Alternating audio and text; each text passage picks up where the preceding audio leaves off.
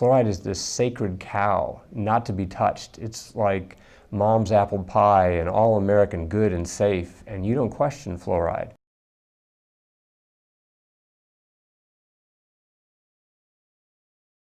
Paul Connett, Professor Emeritus of Chemistry from St. Lawrence University in Canton, New York, and now the Executive Director of the Fluoride Action Network.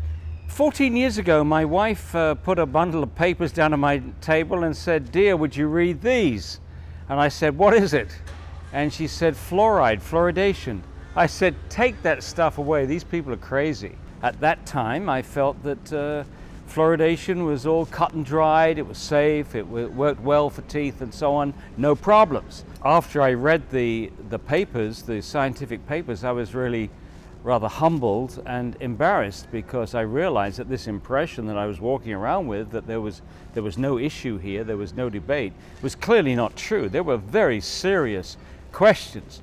One of the issues that concerned me greatly was how low the level of fluoride is in mother's milk. It's actually as low as 0.004 parts per million, which means that a bottle-fed baby in a fluoridated community where the parents make up the formula with fluoridated tap water is going to get 250 times more fluoride than a breastfed baby. And I felt then, and I feel now, that nature wouldn't have screwed up on something as fundamental as what a baby needed for healthy growth. And as I read more, I realized that there were some serious health concerns here. And as I read still more, it was clear that there was no difference in tooth decay between fluoridated and non-fluoridated countries. And also, even though most people have been persuaded that everybody is doing it, and you could argue that most people are doing this in the United States, but most people in the world are not doing it. Most countries are not fluoridated. 98% of Europe is not fluoridated. The majority of countries are not fluoridated. In fact, there's only 8 countries in the world that have more than 50% of their water fluoridated. So the odd men out are the people that fluoridate. If you get chance to talk to an audience with an open mind, an audience that's prepared to listen, it doesn't take very long to persuade them that this is a very silly practice. It's bad. It's a bad medical practice. When you think about it, once you put it in the water, you can't control the dose.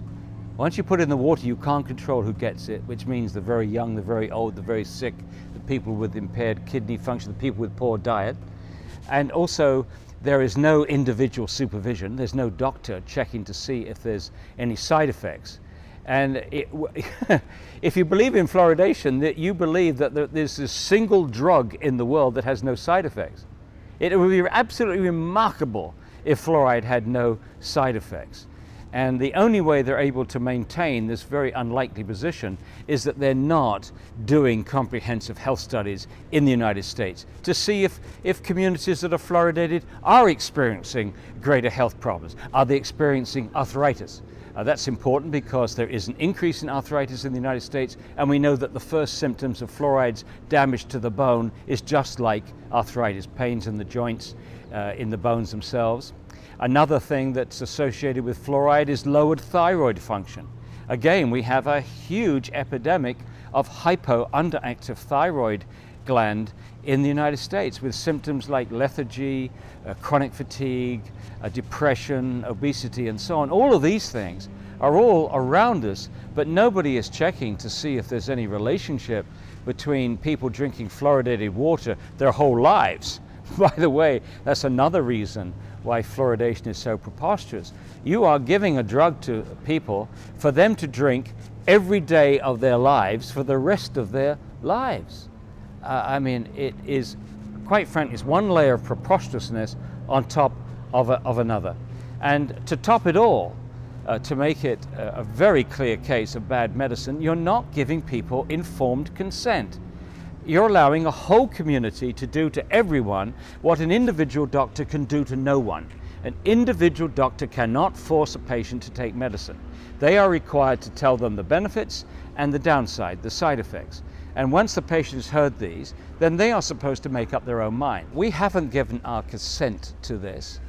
To me, it's the height of arrogance. We are meant to believe that just because they put on a white coat and tell you that they're the experts, that we have to take this medicine. It's absolute nonsense. And the other thing which is preposterous about this is a dentist has skills on teeth. We go to dentists for them to drill and polish and do other things with our teeth. Those dentists are not trained. They're not specialists in the brain, in the bone, in the thyroid gland, in the lung, in the kidney, into hypersensitivity, into margin of safety analysis, into risk assessment, in toxicology. They don't have any of the skills which will enable them to go to the public and say it is safe. They haven't done the reading, they don't have the skills. It's as I say, it's the height of arrogance. The Centers for Disease Control and Prevention only has one division involved with the fluoridation issue, and this is the Oral Health Division, about 30 staff. If you look at their qualifications, they're nearly all dentally trained, and their function is to promote fluoridation. It's been the policy of the US Public Health Service to endorse fluoridation and promote fluoridation since 1950. And all they're doing is to promote it. And they do it very aggressively. They send their personnel to state legislatures and support mandatory fluoridation. So they're very aggressive and enthusiastic about this practice, and they promote it.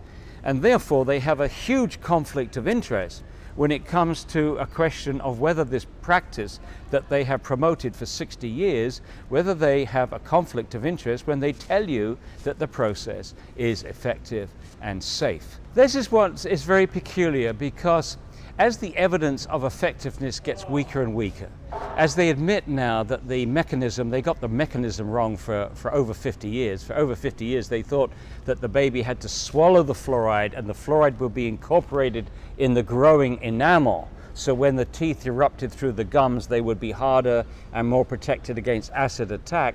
They now say no, that doesn't work that way. It works topically, it works from the outside of the tooth. So they've changed the mechanism. Well, as this evidence for lack of benefit and the evidence of harm gets stronger, they seem to want to fluoridate more. They seem to, right now, they want to introduce mandatory fluoridation in Oregon, in Pennsylvania. They've talked about Massachusetts. They've just got it through Louisiana. They've just got it through Nebraska, mandatory fluoridation. In Australia, they've just got mandatory fluoridation through in Queensland. In Victoria, they're forcing it on communities without even giving them a chance to vote on it.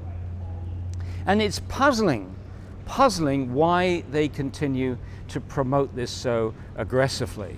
And a lot of people have asked, where's the money in this? Follow the money.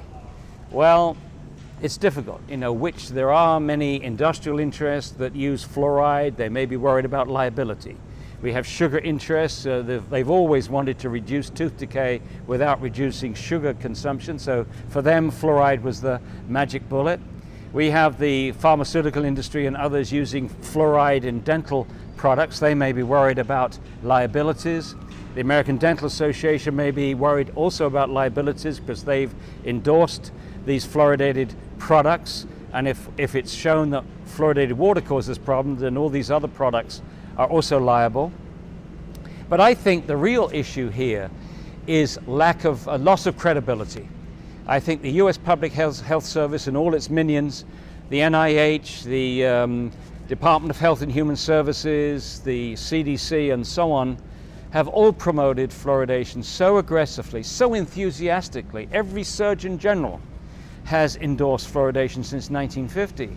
And I think now they feel that if they admit that they were wrong, that this is going to harm their other public health projects. My advice to them is the way to minimize liabilities is to stop fluoridation in the name of the precautionary principle. That way you don't admit to anything. You're not saying we think that fluoride damages bones and that's why we're stopping, because if you did it that way, then the lawyers would be jumping up and down across the country and having lawsuits for everybody who's had a hip fracture, everybody's got arthritis, everybody's got lowered thyroid function. So I think that's the way. As Bill Hersey at the EPA said it very well. He says they're riding a tiger and they don't know how to get off.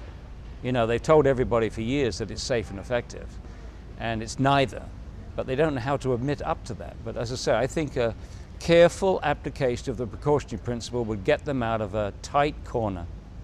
You've got two choices. Either they're aware but they're frightened of telling the public and admitting this, or they're totally, utterly incompetent. They can't read. I mean, all you've got to do is to read the literature. The open literature, there's a lot on fluoride's damage to the bone. There's a huge amount of literature now on fluoride's damage to the brain. And incidentally, there is no argument about fluoride's ability to damage the body. It's a known highly toxic substance. Millions of people worldwide have had their bones wrecked and other tissues impacted by natural fluoride. We've known forever that it interferes with enzymes, interferes with other aspects of biology and biochemistry. And it's also very clear and well established in literally hundreds of articles from India and China and other parts of the world which have high natural levels that people's lives have been ruined by exposure to fluoride. Skeletal fluorosis, damage to the brain, damage to the kidney and other things, well established. The only argument that's left is there an adequate margin of safety between the levels which cause this harm in the literature and the levels at which people are exposed in a fluoridated community. Now, I would state quite clearly and categorically that there is no adequate margin of safety to protect everyone in society drinking fluoridated water. So it's a practice that should be ended as soon as possible. And it's not as if we don't know that it's harming people. There are 32% of American children, and this is a study conducted by the Center for Disease Control in 2005, admits that 32% of American children have dental fluorosis, which indicates that they've been overexposed to fluoride, not just in fluoridated water, but from all sources of fluoride, dental products, air pollution, some foodstuffs, and of course fluoride in water, and also fluoride in the foods and beverages which have been prepared with fluoridated water. You add all that up, and our kids are being overexposed to fluoride. And their gamble, always they say that dental fluorosis is a cosmetic effect. Nonsense. It's the first indication that the body is being poisoned by fluoride. And the open question is what other tissues have been damaged. You know, as far as thyroid function is concerned, doctors in Europe between the 1930s and the 1950s used to give patients sodium fluoride tablets to lower the activity of the thyroid gland. What's it going to do to somebody who's has normal thyroid function, or someone who's already got low thyroid function or borderline thyroid function? I think it's reasonable to suggest that it could make things worse, and yet they're not looking at that. It's reprehensible, it's irresponsible, but it all goes to point to the fact that right now they're more interested in protecting this policy and their credibility than they are interested in protecting the health of the citizens of this country and the other citizens in other fluoridated countries. The EPA has no jurisdiction per se over water fluoridation because they don't have any jurisdiction over the additives, the chemicals added to water. That comes under the National Sanitation Foundation, a private entity, would you believe. What the EPA does is to regulate pollutants or contaminants of the water. They set a safe standard for any contaminant, any material that's likely to end up in the water when water percolates through rocks. So there's a standard for arsenic, there's a standard for lead, and there is also a standard for fluoride. And since 1986, that standard has been 4 parts per million.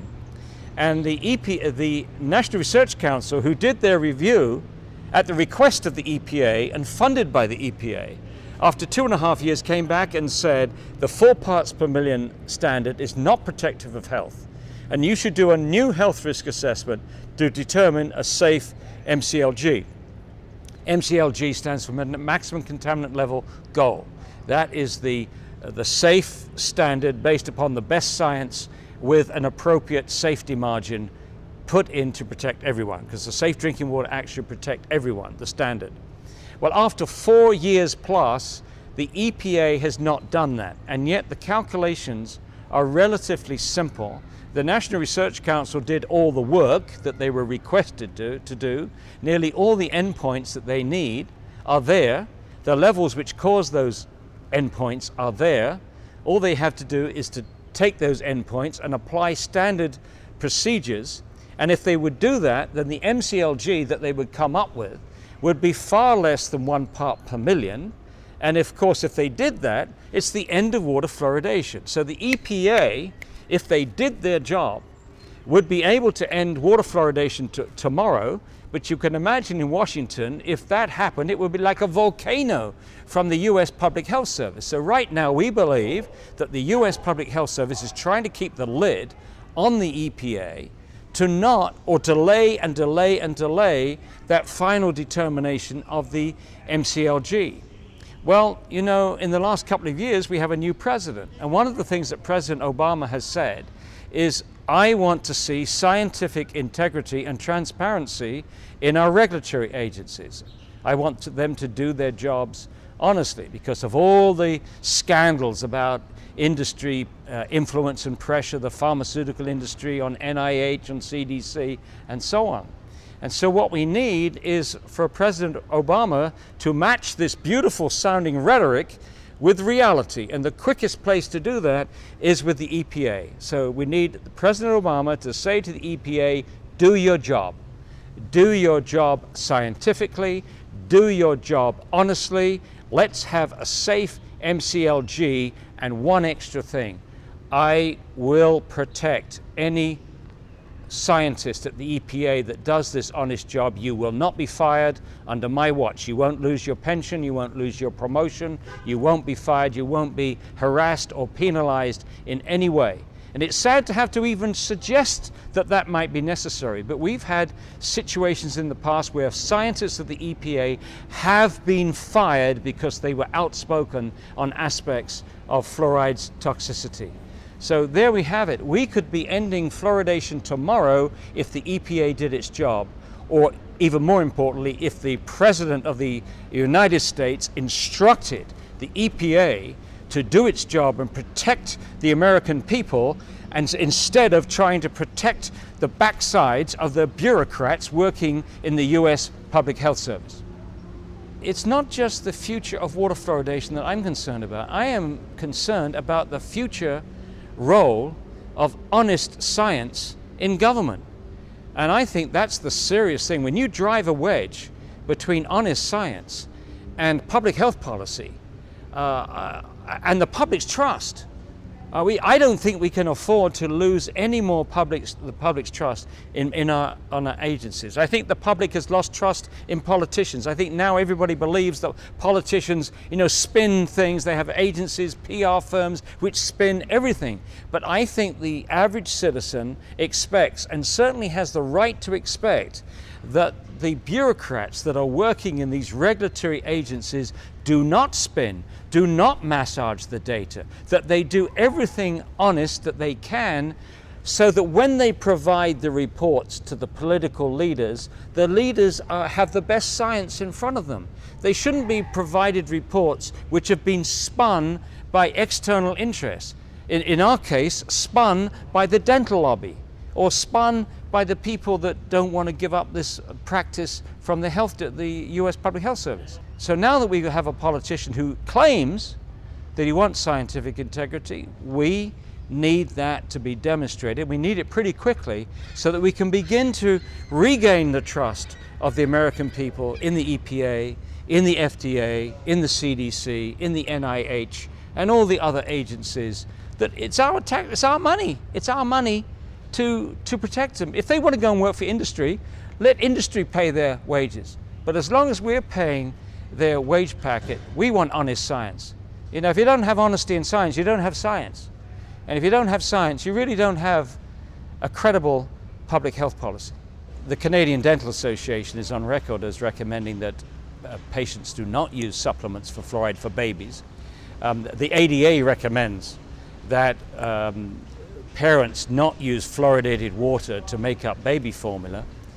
They haven't made much of an effort to get that information to the public. But it's very clear that they have conceded that the major benefit of fluoride is topical, not systemic. Meanwhile, they also know that the dental fluorosis is a systemic effect, and we also worried about other effects. So why on earth would you expose the baby's developing tissues to a known toxic substance for which the benefits of the treatment are topical, and you've got other methods of achieving it, and for which all the risks are systemic. It simply does not make sense. And if a doctor recommends that, then they should be told very politely, you should go and read the literature. Simply read the literature. But unfortunately, the doctors and dentists, by and large, are extremely busy with their practices, and they don't have time to read the literature.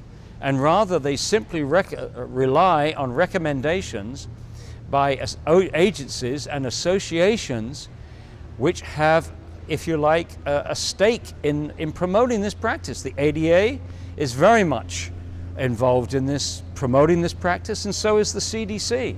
So you're not getting objectivity from these agencies, but these are agencies that normally, and the AMA for that matter, the AMA takes its cue from the ADA. So the AMA takes its cue from the ADA, and the doctors take their cue from the AMA, the dentists take their cue from the ADA, and everybody takes their cue from the CDC. And the only way out of this is for doctors, dentists, and scientists to read the literature. And after 14 years, I got so frustrated with this because it's so difficult to get this information out in sound bites, in letters to the editor, TV interviews, and so on, because they won't debate it publicly. I mean, I'm not making this up. It's in the literature. There's been some extremely important cases, and I will give you 3 of them, of where people that have been aggressively, actively, professionally promoting of fluoridation and have read the literature and changed their position. The first one was John Cahoon, who was the principal dental officer for Auckland, New Zealand, and was a prime promoter of fluoridation in that country. And he went on a world tour, and he found out behind the scenes that the researchers were telling them they were finding no difference in tooth decay between fluoridated and non-fluoridated communities. And he had the grace to change his mind and actively work against it. Same with Hardy Lineback, who was the former president of the Canadian Association for Dental Research, was a spokesperson for the Canadian Dental Association on fluoridation. He did the same thing. He read the literature. The thing that triggered it for him was discovering that the fluoride that they were using in water plants is not pharmaceutical grade that you get in toothpaste, but it is an industrial hazardous waste product which comes from the phosphate fertilizer industry, which is not allowed to be dumped into the sea. They allow us to put it into our water. So he's been very important. In fact, Hardy Lineback was on the National Research Council report I've referred to earlier. And the third person is Bill Osmondson, a dentist who practices in both Washington and Oregon State. He had promoted fluoridation for 25 years. He too read the literature, has changed his position, and now is actively working to help his colleagues and the public try to stop this practice. The people that promote fluoridation have had a very simple strategy for over 60 years.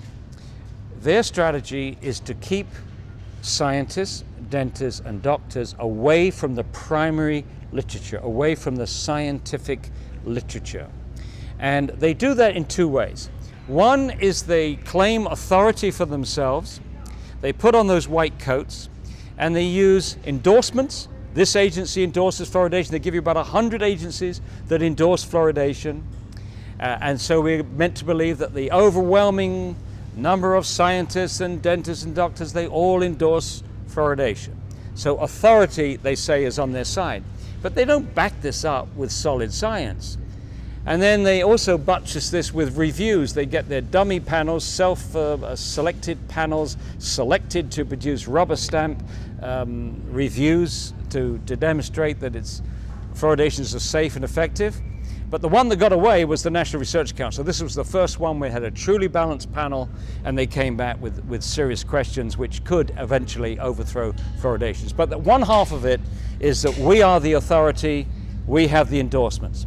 And the other part of their strategy to keep people away is to ridicule the opponents. We are supposed to be junk scientists. We get our information from the internet. We are emotional. We are anything but scientific.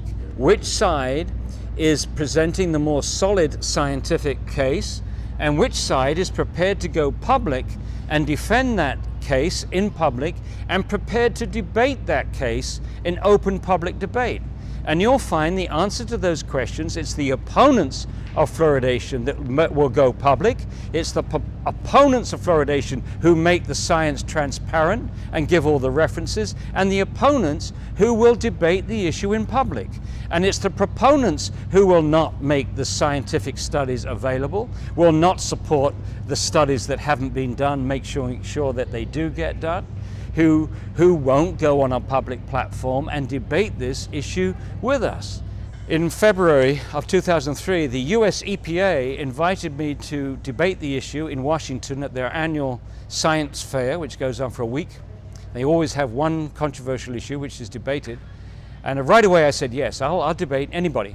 They spent the next 5 weeks trying to find one person from either the ADA or any of the agencies that endorse fluoridation in the United States. They couldn't find one single person with 5 weeks' notice to come to Washington and debate this issue in front of the EPA and the public. Not one, not one. It gives you some idea. The irony, isn't it? I mean, one of the things that they have to do is to come to the public with enormous confidence. I mean, when you're promoting public health, you cannot show any deviation from total confidence. You can't come out it half-hearted. But there's such a gross juxtaposition of this enormous confidence when in a solo platform they promote fluoridation with enormous enthusiasm, and the lack of confidence when it comes to defending their position against someone like myself, and I'm not the only one, on a public platform. I don't think the ethics is complicated. I think the notion of using the public water supply to deliver medication is so preposterous, and denying informed consent to everyone that's not difficult. I think everybody can realize quickly. Ask any pharmacist. Would you ever deliver medication where you couldn't control the dose? No. Would you ever deliver medication and give it to everybody regardless of age, health, or what have you? No. Would you ever give a medication which hasn't been prescribed by a doctor? No. Would you ever give medication that doesn't have a doctor's supervision somewhere to check side effects? No. Would you give medication without the patient's informed consent? No, no, no, no, no. So that, I think, is very straightforward. This is bad medicine, and it's bad ethics. And the AMA is very, very clear about the necessity for getting informed consent when you're giving drugs to people. How many arguments do you need before you say, no, this is not a good idea? We know we've never done it with anything else. We've never used the public water supply to deliver a vitamin, to deliver heart medicine or aspirin or many other things, statins. There are many other things where maybe some doctors would want everybody to get a small dose of these drugs or vitamins, but they've never ever done it with anything but fluoride. Fluoride got in there early, but it never established a precedent for doing it with anything else. And I think that tells you a lot. To demonstrate that a substance is a nutrient, you have to starve the animal or the human being of that nutrient. You have to remove that nutrient from the diet and then demonstrate that some disease happens because the animal's not getting enough of this thing. If you can't demonstrate that, then you're not dealing with an essential nutrient. Fluoride is not needed for any tissue in the body. Instead of this being one of the top 10 public health achievements of the 20th century, what it actually is, one of the top 10 public health frauds of the 20th century. And I don't use those words lightly. Let me say it again. Fluoridation is one of the 20th century's top public health frauds. This story could have been written by Kafka or Lewis Carroll or Hans Christian Andersen. The emperor has no clothes, remember? I know we're right, and I'm not prepared to keep quiet when I see an injustice here. And I've also been very inspired by the people that have come before me and the people at the grassroots level that are actively working days and days of their lives, unpaid and often insulted, often digging deep into their own monies. There's a lot of good people working on this, and we're all pretty determined to have justice done and seen to be done. And the last thing that we're prepared to do is to lose this by default. If you want to win this argument with us, then do it in open debate. Do it by answering our scientific questions with scientific answers, with all the references attached. Under those circumstances, if those arguments are stronger than ours and we've been based on wrong science, if we've made mistakes and we're wrong, then I'd be glad to admit it. But we're not going to accept this by default. We're not going to genuflect before pompous names, or names, these big names, or just because they wear a white coat and say they're the president of this or the president of that or the archbishop of this church or what have you. That's not the way science is done. That was the way science was done in Galileo's time, when the Pope told Galileo, get down on your knees and tell me you don't see sunspots when you look through a telescope. You can't do that anymore. Authorities cannot tell scientists what to find. You have to base your science on what you find, on observations, on data, not on political theories or upholding a policy. That's not science. It doesn't make sense to to drink it, to put it inside your body if it works topically. If it works topically, then brush your teeth with toothpaste, fluoridated toothpaste. But don't drink it. Don't expose every tissue in the body, and for that matter, don't expose people that don't want it. It makes as much sense to put fluoride into people's drinking water as it would to swallow sun lotion. You would be laughed out of court if you suggested that. And in the same token, people that suggest putting this known toxic substance that works topically, if at all, into the drinking water, which is inviting systemic exposure to every tissue in the body, that also should be laughed out of court. As I said before, the emperor has no clothes. Our right to choose is being violated. No one's asking us if we want this stuff in our water. They're just dumping it in.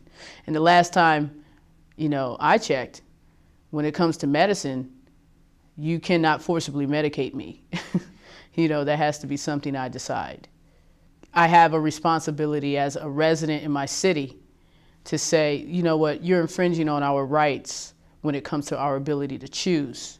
Communities of color, and whether it be Black and Latino, are more likely to live in areas where they are fluoridated.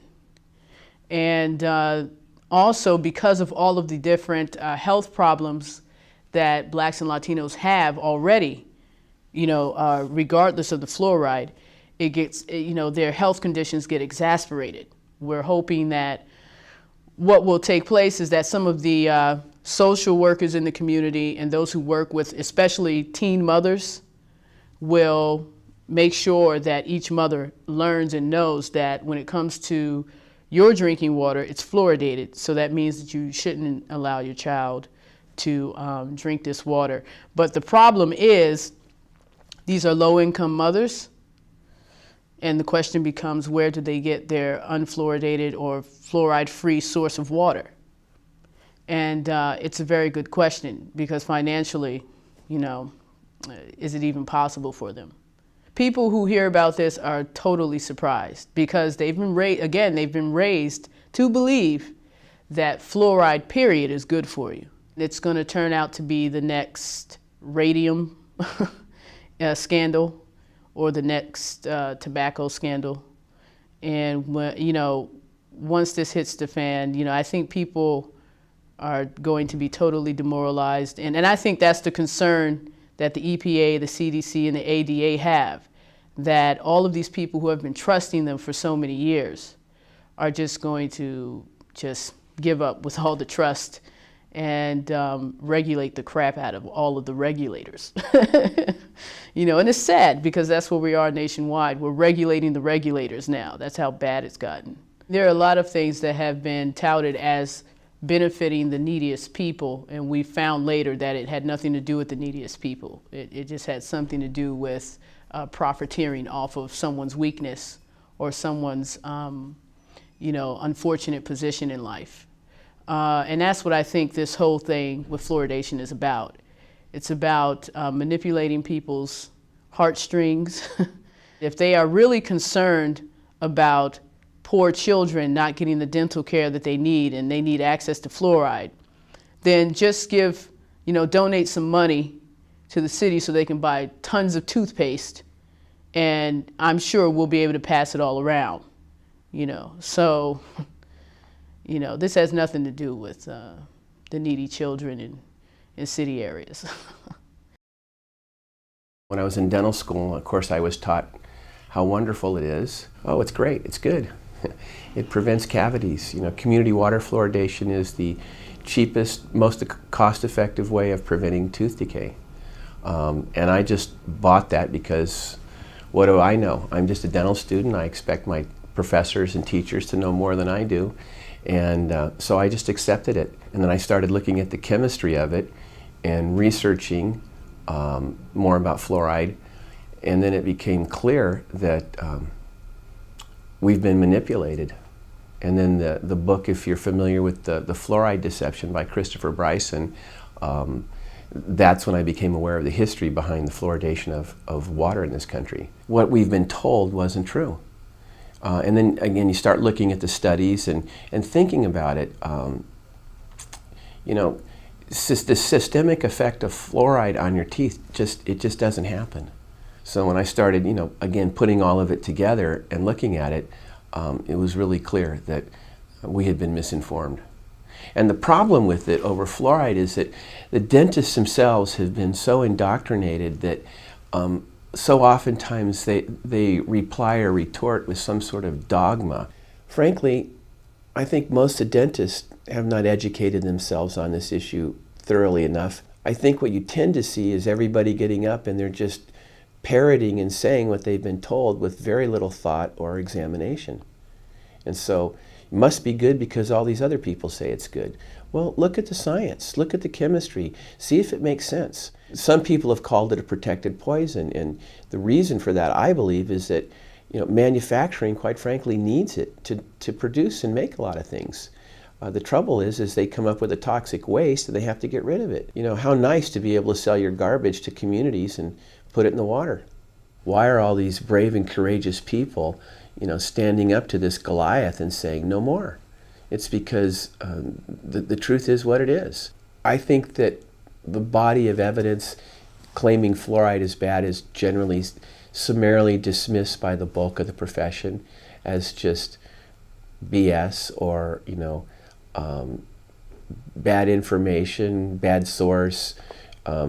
No point in looking at that. We already know the truth, dogma, dogma, dogma. My belief is if the dentists themselves really started looking at the information independently, they might be a little unhappy with organized dentistry. At one time I thought that I could bring this problem up through the system, at least get my colleagues to look at it, and I got shut down, and so that told me that, supposedly there's a way, it seems to me there should be a way for a member to bring up something that's not working, and the group of us should sit down and examine it.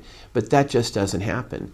So I think the only way things are going to change is if pressure comes from outside the profession, by citizens and other organizations, other dentists who know the truth. It's really sad that we can't clean it up ourselves, but again, I think that's because if all of this were to change, it's going to influence the income stream for a lot of people. That puts a lot of pressure on continuing to do things the way we do them.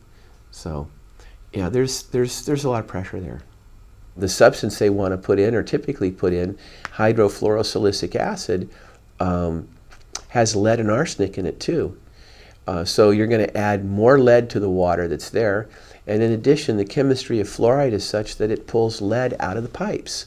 So here you have a situation where fluoride's pulling more lead out of the pipes, so it's releasing lead to the community. Well, in this community, I think I'm the only dentist that's anti-fluoride. I'm the only one who's willing to be vocal about it. There may be others that secretly believe that, but they're not willing to come out of the closet. So I'd say it's very much a minority. I've had discussions with my classmates at times from dental school, and at first there was general disbelief that it could even be true, but now at least one of my classmates is willing to acknowledge that, gee, maybe what you have to share could be right, because I've examined health and nutrition with Dr. McDougall, and he says the same thing about nutrition and physicians. So maybe you are right, but I think that you take a position like I do, and it puts you at a lot of risk. And I don't think most dentists are willing to do that. I don't even want to be in that position.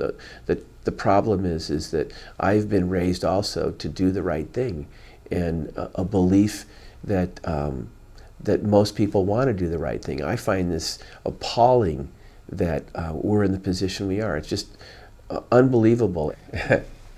Well, you're killing a sacred cow. I mean, fluoride's good. Fluoride's good. You know, fluoride's good. And for you to say otherwise, are you crazy? Fluoride's good. You know, it's dogma, dogma, dogma. I mean, how can you think otherwise? We've been taught it's good. You know, you're just one of those quacks, those crackpots. Matter of fact, my cousin gave me some anti-fluoride literature to me, a few years before I went to this conference, and he said, listen, I don't know anything about this. I've got people that are telling me fluoride's not good, and you say it's good. Read this stuff. So he handed me this stuff. I read it, and I said, this is garbage. It's good. Fluoride's good.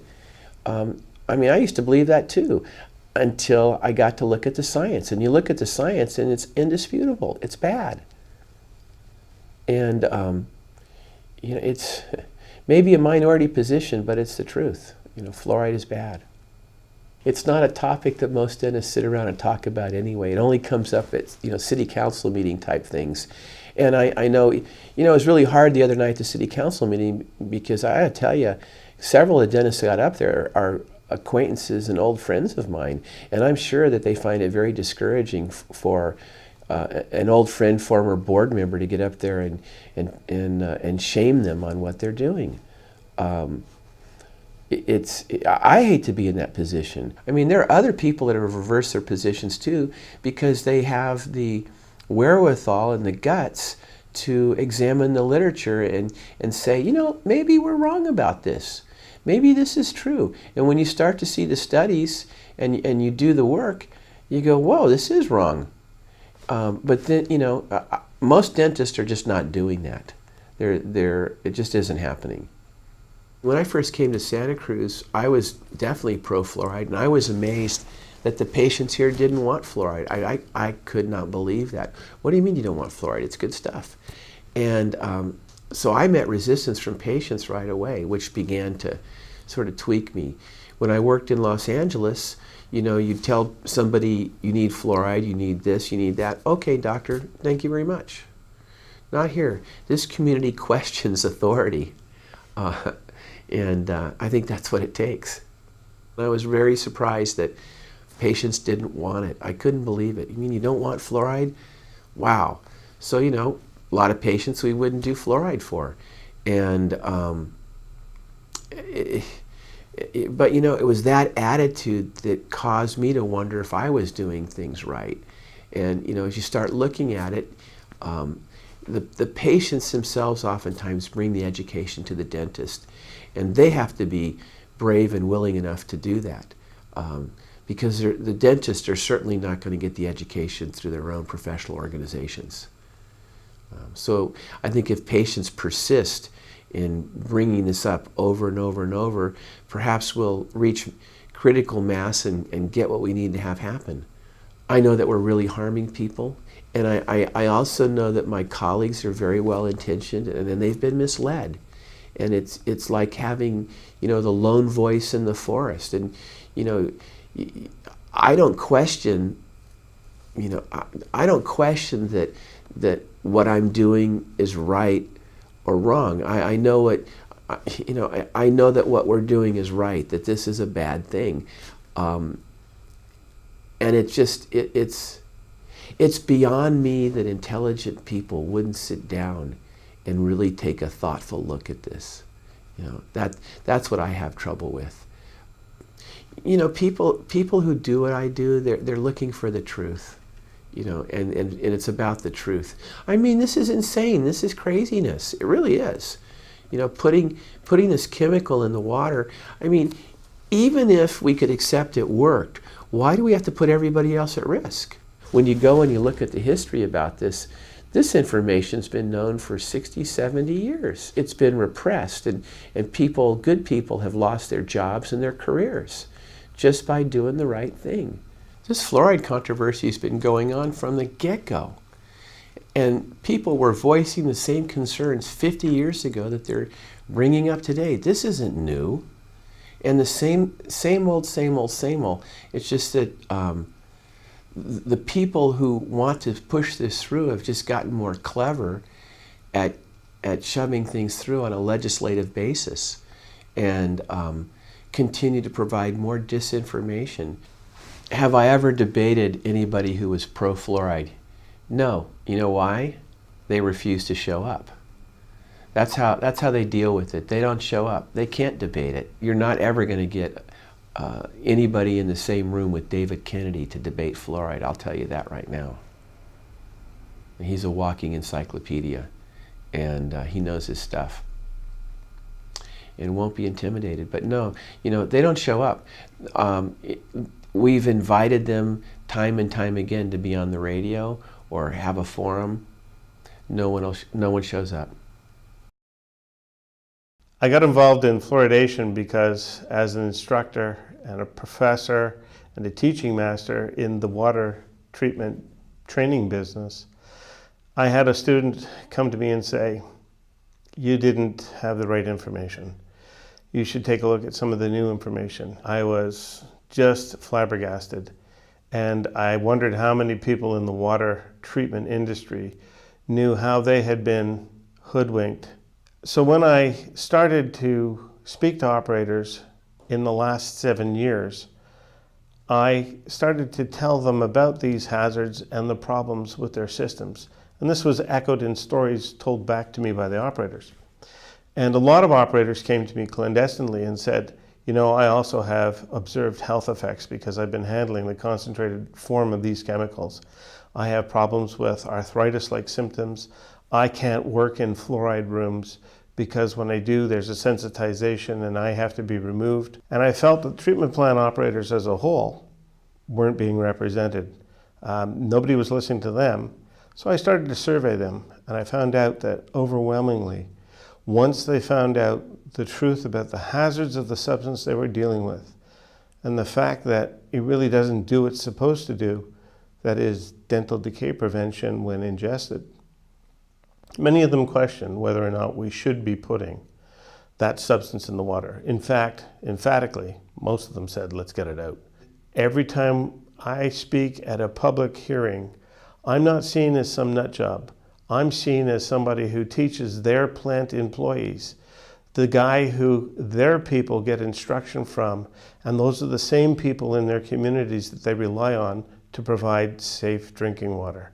So there's a bit of credibility when I speak, but more importantly, there's awe when they find out the truth of what's going in the drinking water. Hydrofluorosilicic acid, the chemical waste product from the phosphate fertilizer industry. This is a substance that simply goes from a processing plant into a tanker truck and is delivered to a water treatment plant in my community. And my counselors at the time were astonished that this product could even exist. And when they asked their own municipal engineers whether this was so, those engineers confirmed the fact, believing that the substance that's going in the water is somehow a pharmaceutical grade or some well-prepared, purified extract is completely false. This stuff comes filled with heavy metals.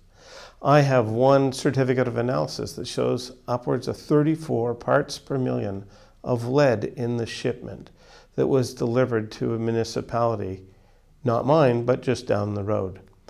And lead is a prohibited substance in the province of Ontario from being added to drinking water. It doesn't matter that it gets diluted 180,000 times in the process. Who would stand at the top of a water tower and deliberately add lead, a known human carcinogen, to the drinking water? And if I had done that, even as a certified operator, I would have been arrested immediately. There was no difference except the argument of dilution. I had spent, 25 years teaching students at the point I was enlightened. And my training was that fluoride was a compound simply added to the water for tooth decay prevention. This was the common thought. The problem with that is all of the books that were used to educate operators on drinking water treatment processes all said the same thing, and it was as if they came from some sort of scripted source.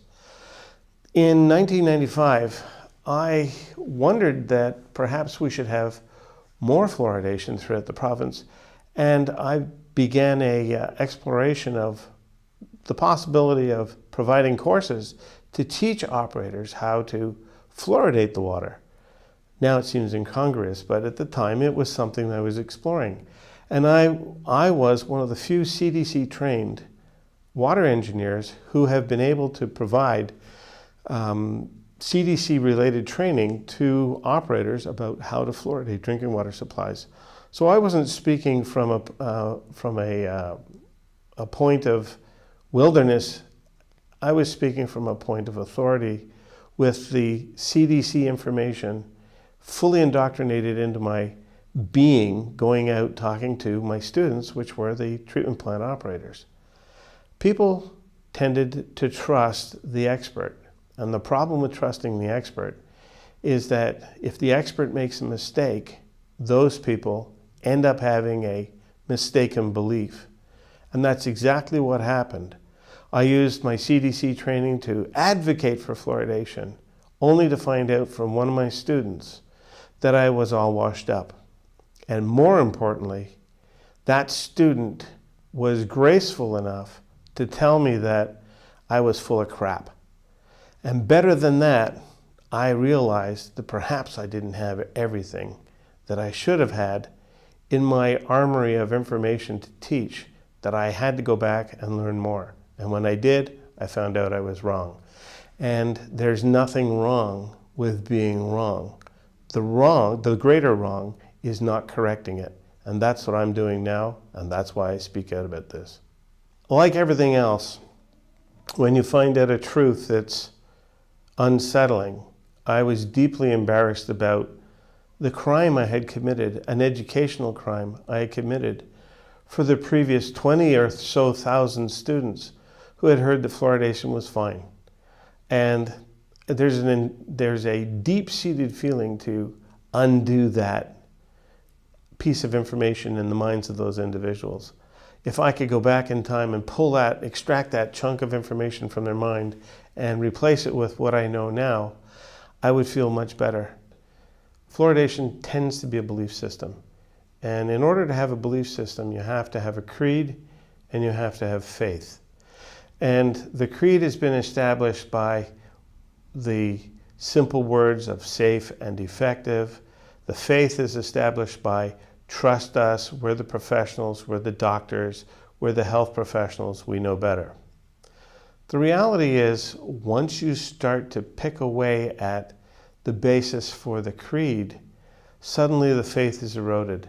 And I suppose my job is to change the creed to the point where the faith's eroded enough that people will abandon the faith, and it'll be one of those faith systems that dissolves away into history. I think water fluoridation's days are numbered. This practice is really a post-World War II practice. The practice of using asbestos, the practice of thalidomide, the practice of leaded gasoline, the practice of numerous other chemical experiments that came from rapid chemical growth. People accepted these modern technochemical developments on faith, without question. My argument with fluoridation in dentists is this. First of all, no dental authority that I've ever met is qualified to speak about water quality. And when we're talking about putting hydrofluorosilicic acid as an ingested fluoride product into our bodies through the stomach with a faint hope that it's going to do something through the saliva on the surface of the teeth without affecting any other parts of the body. This is just wishful thinking. So I have said publicly that if you show me a dentist who's qualified beyond what lies in the human body between the chin and the nose, I'll be glad to listen to them about water quality. But until that point in time, I'm not going to take my direction from dental authorities or dental trade associations or the dental unions about water fluoridation. When they step into the realm of water quality, they're in my world, and they're not qualified to talk about it. 99.5% of all of the fluoride that gets put in with the purported use of treating teeth passes right through into the wastewater stream and back out into the receiving environment. The main component of hydrofluorosilicic acid is water, 75%.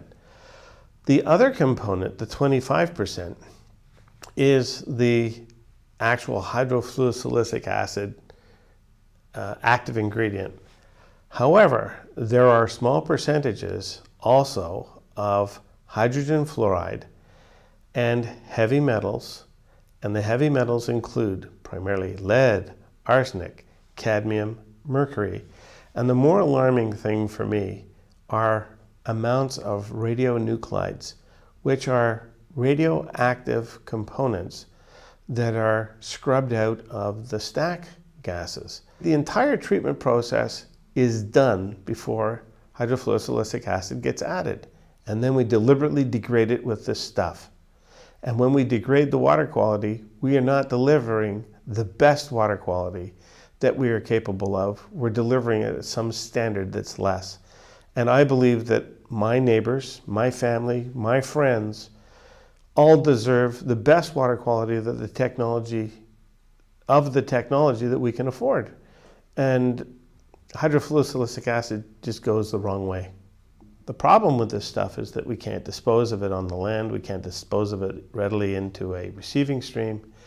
So the only other alternative is to find a alternative use for it as a product, or treat the waste on site to neutralize its effect.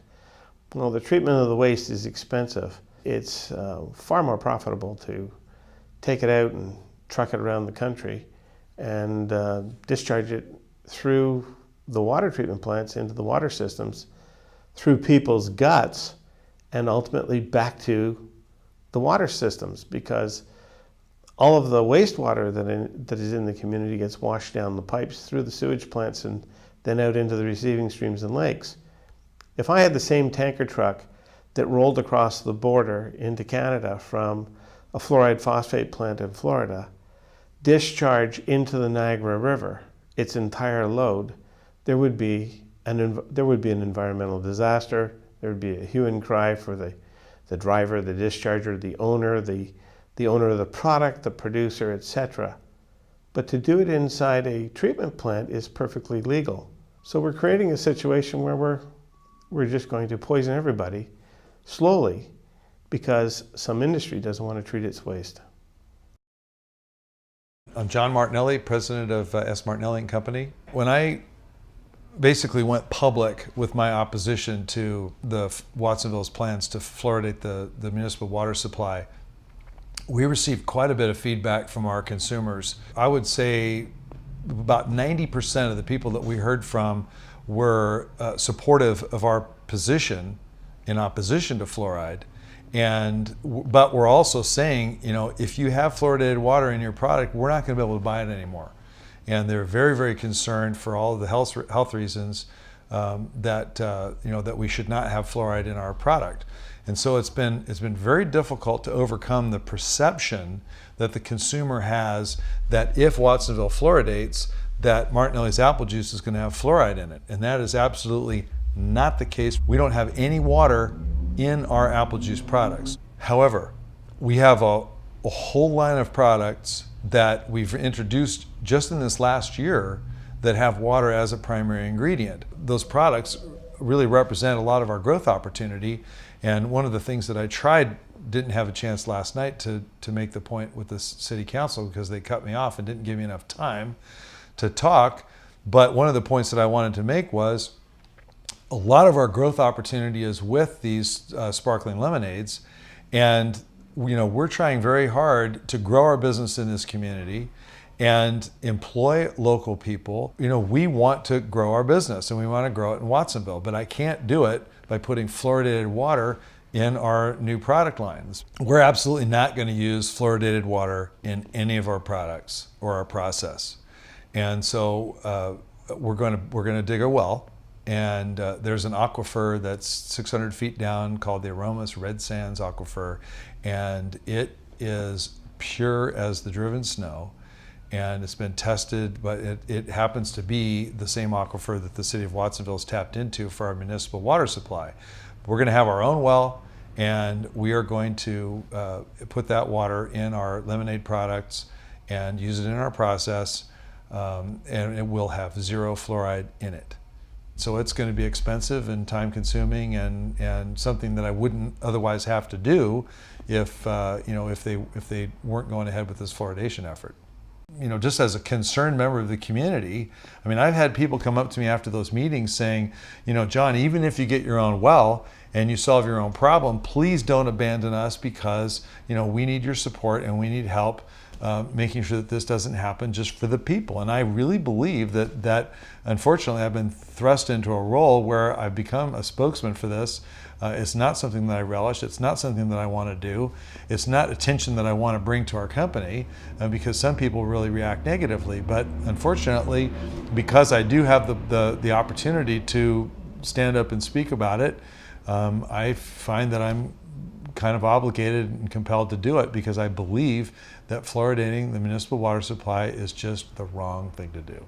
January 2010, we received notice, and I'm going to say it was less than a week, that the council had a contract and they were ready to sign it at the next council meeting. And we were all stunned because literally years and years had gone by with apparently no action, no activity, and had no idea that Mayor Alejo was pushing this agenda of his along.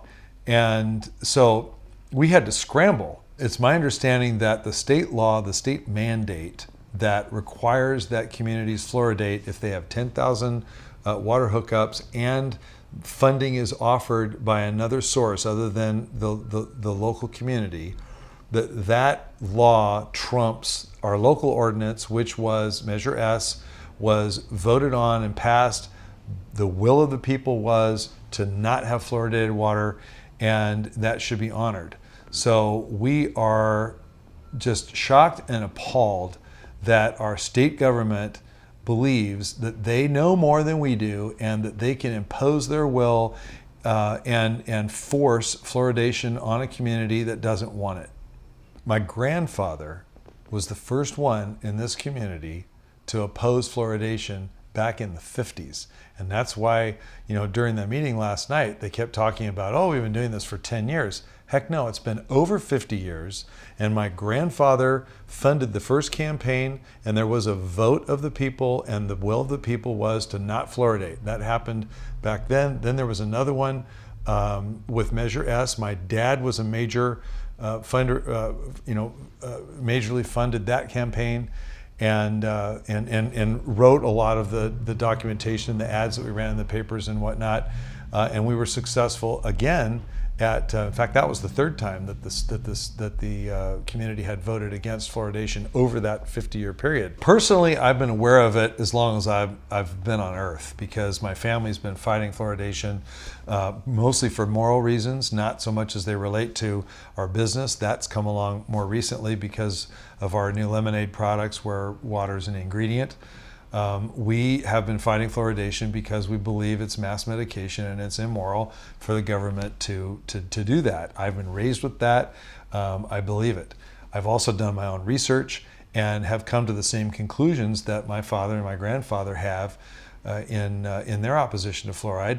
And I agree with them. I think that there's even more evidence now than we had back then to suggest that it's really not worth the risk. I really believe that it's the wrong thing to do, and that our government is overstepping its bounds by forcing this product, this medication, on the community. So many of these public health professionals are obligated to carry that torch, and it's part of their sort of mandate that we're going to support fluoridation, the public policy of fluoridation, and no matter what. And so even though individually, I don't believe they all really think that fluoridation works or that it necessarily doesn't have harmful effects, but they carry that torch because they have to. And it's really unfortunate that they use their position as health professionals, even though they don't have personal knowledge necessarily about the ills of fluoridation. When it comes to water fluoridation, I was completely blindsided. When 2 citizens and 1 counselor came to me in my hometown and asked me to help remove fluoridation from our municipal drinking water, I had no opinion, I had no bias, but I did remember thinking to myself, how tough could this be? I worked on some very difficult social activist issues in the past. I was burnt out. I wasn't looking for any other issues. And I made the mistake of believing water fluoridation would be an easy issue to deal with if we simply talked about the science. What I've come to learn is that of all of the issues I've ever volunteered to work on and committed my time to, water fluoridation is the most difficult, bizarre, Orwellian issue I have ever had to deal with. The pushback to suppress the truth is like nothing I have ever experienced before. One would think when investigating water fluoridation, we would only need to look at science. After all, we're not trying to affix blame. We're not trying to gain something from pointing up a mistake in the past. We're simply trying to make a good decision going forward. If we're talking about a scientific issue and health, and maybe even health benefit, why on earth would we not want to address science square on? Unless, of course, people are afraid the science is going to be too damning and too crushing to policy already in place. Why are we putting the cheapest industrial toxic waste into our drinking water if we really care about the health and well-being of our children and our children's oral health? Is it reasonable to have lead contaminants in hydrofluorosilicic acid? Why would we want to trade off our children's brains for healthy teeth? I mean, let's look at the real issues here. Let's look at the trade-offs that are before us and decide what makes sense. And to me, I think when people see the trade-offs and fully realize what's being used to fluoridate their water, it'll become obvious. We have dental lobby groups that have been bombarding us to say, trust us, we know what we're doing. Well, in our community, they've had 66 years to prove to us they know what they're doing, and they haven't offered up much science, and they haven't provided it when asked. The dentists clearly are not qualified to comment on systemic ingestion of anything. I think we're going to have to go to the experts on systemic ingestion, on toxicology, on the combinatory effects of various chemicals in water, and those experts will have the relevant facts and the relevant truth about those concerns which we're being asked to trade off against possible reduction of dental caries, which has yet to be demonstrated causally or conclusively at this period in time, 6 decades into water fluoridation. What we observe when we present proponents of fluoridation with science that calls into question the efficacy or even the safety of fluoridation is almost an immediate and overt denial that that science has any quality, even without picking it up and reading it. Running from science has nothing to do with finding truth. One has to wonder, why run from something if your science is so solid? Why turn a blind eye when sometimes your science doesn't bear out what you thought it should? It's always interesting to observe when promoters of fluoridation say, we introduced fluoride into the drinking water and dental caries rates went down, and it's because of the fluoride. And then you say, well, what about where fluoride was introduced into the drinking water and dental caries rates didn't go down? In fact, maybe they even went up. Well, there's something wrong with that study because fluoride was in the water. That's not a sound or fair way of assessing science when you throw out data that doesn't bear out the results you're hoping for. It's helpful when considering water fluoridation to also consider the precautionary principle. That principle being, if in doubt, don't do it. If in doubt, leave it out. For those who say we should continue to fluoridate our water on the chance that it might be reducing dental caries, in my mind, the precautionary principle would say consuming the co-contaminants arsenic, lead, mercury, radionuclides offers a perfect opportunity to consider the precautionary principle. Perhaps we should stop consuming those things bundled with hydrofluorosilicic acid and its silicofluorides until such times as we have overwhelming evidence that there's any benefit. When one reviews the history of water fluoridation, it's quite interesting how the architects of the marketing of water fluoridation conducted themselves. Instead of putting science out front to sell water fluoridation to the public and convince the public that it's warranted, in fact, what happened was a belief system was constructed. Edward L. Bernays, who was hired to market water fluoridation by the polluting industries, was very clear in his statement when he said, we know we cannot talk about the science behind water fluoridation. So what we must do is we must find white coats to promote water fluoridation. And once we have those white coats promoting water fluoridation, whenever anyone wants to talk about the science, we'll simply point to those white coats and say, well, if it isn't good for you, why would they say it is? That's not a discussion about science. That becomes marketing. And it's a very smart thing to do because we all know that it's much more difficult to deconstruct a well-placed, well-lived belief system that's entrenched for many decades. However, it's much easier to have a rational debate where science trumps science until we get to the truth. Yes, there's good science and there's bad science, but we're quite capable today to evaluate science on its quality and its merits, and we need only do that to deconstruct water fluoridation. The problem is the belief system has been entrenched in the public's mind for more than 60 years. So when one wants to add fact into a belief system that does not dovetail neatly and comfortably into that belief system, the human response is to reject the fact rather than realign the belief system. In psychological terms, that's called cognitive dissonance. We simply can't package something that doesn't sit well for us, makes us feel too uncomfortable, and may keep us up at night, because after all, it would be very nice to go to bed thinking and believing. There are others out there, the dental associations, public health, Health Canada, who are looking after our well-being while I'm sleeping tonight.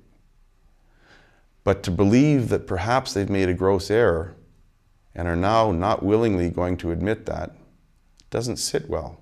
So it was very, very smart to work with belief systems and construct belief systems because they're very difficult to deconstruct, as I've said. And what we have to do is be willing to set aside biases and sit down at a table as friends and neighbors and discuss the science.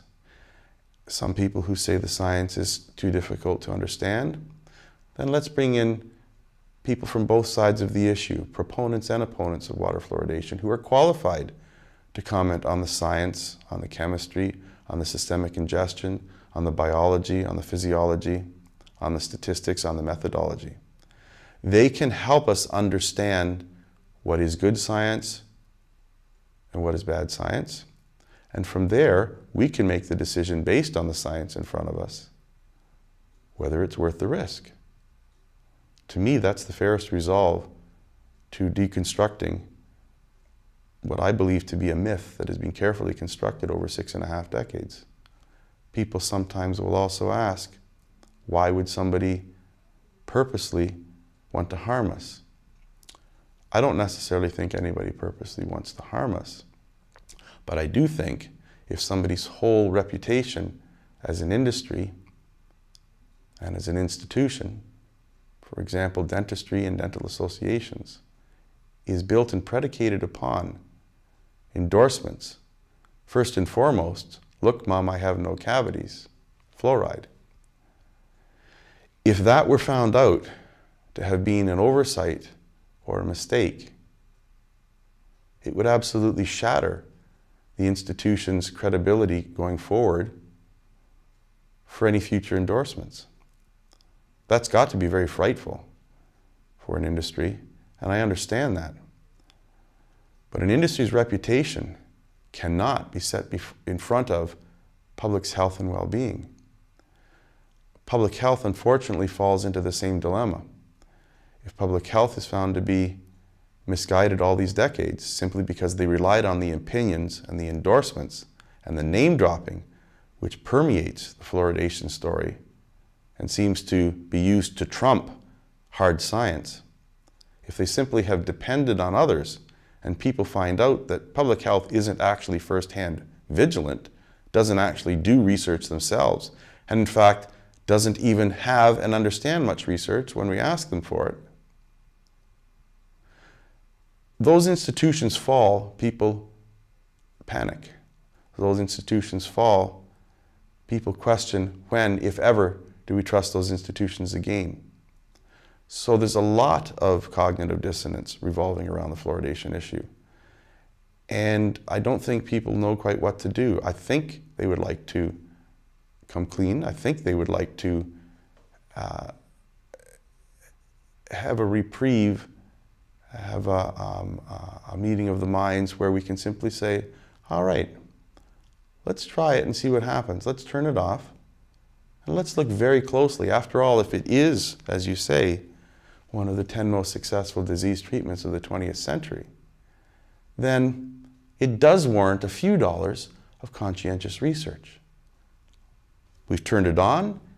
We did what you said. You said you were doing research. You haven't. Nothing of import, nothing of conclusivity that it has merit. Let's turn it off. Let's spend a few dollars.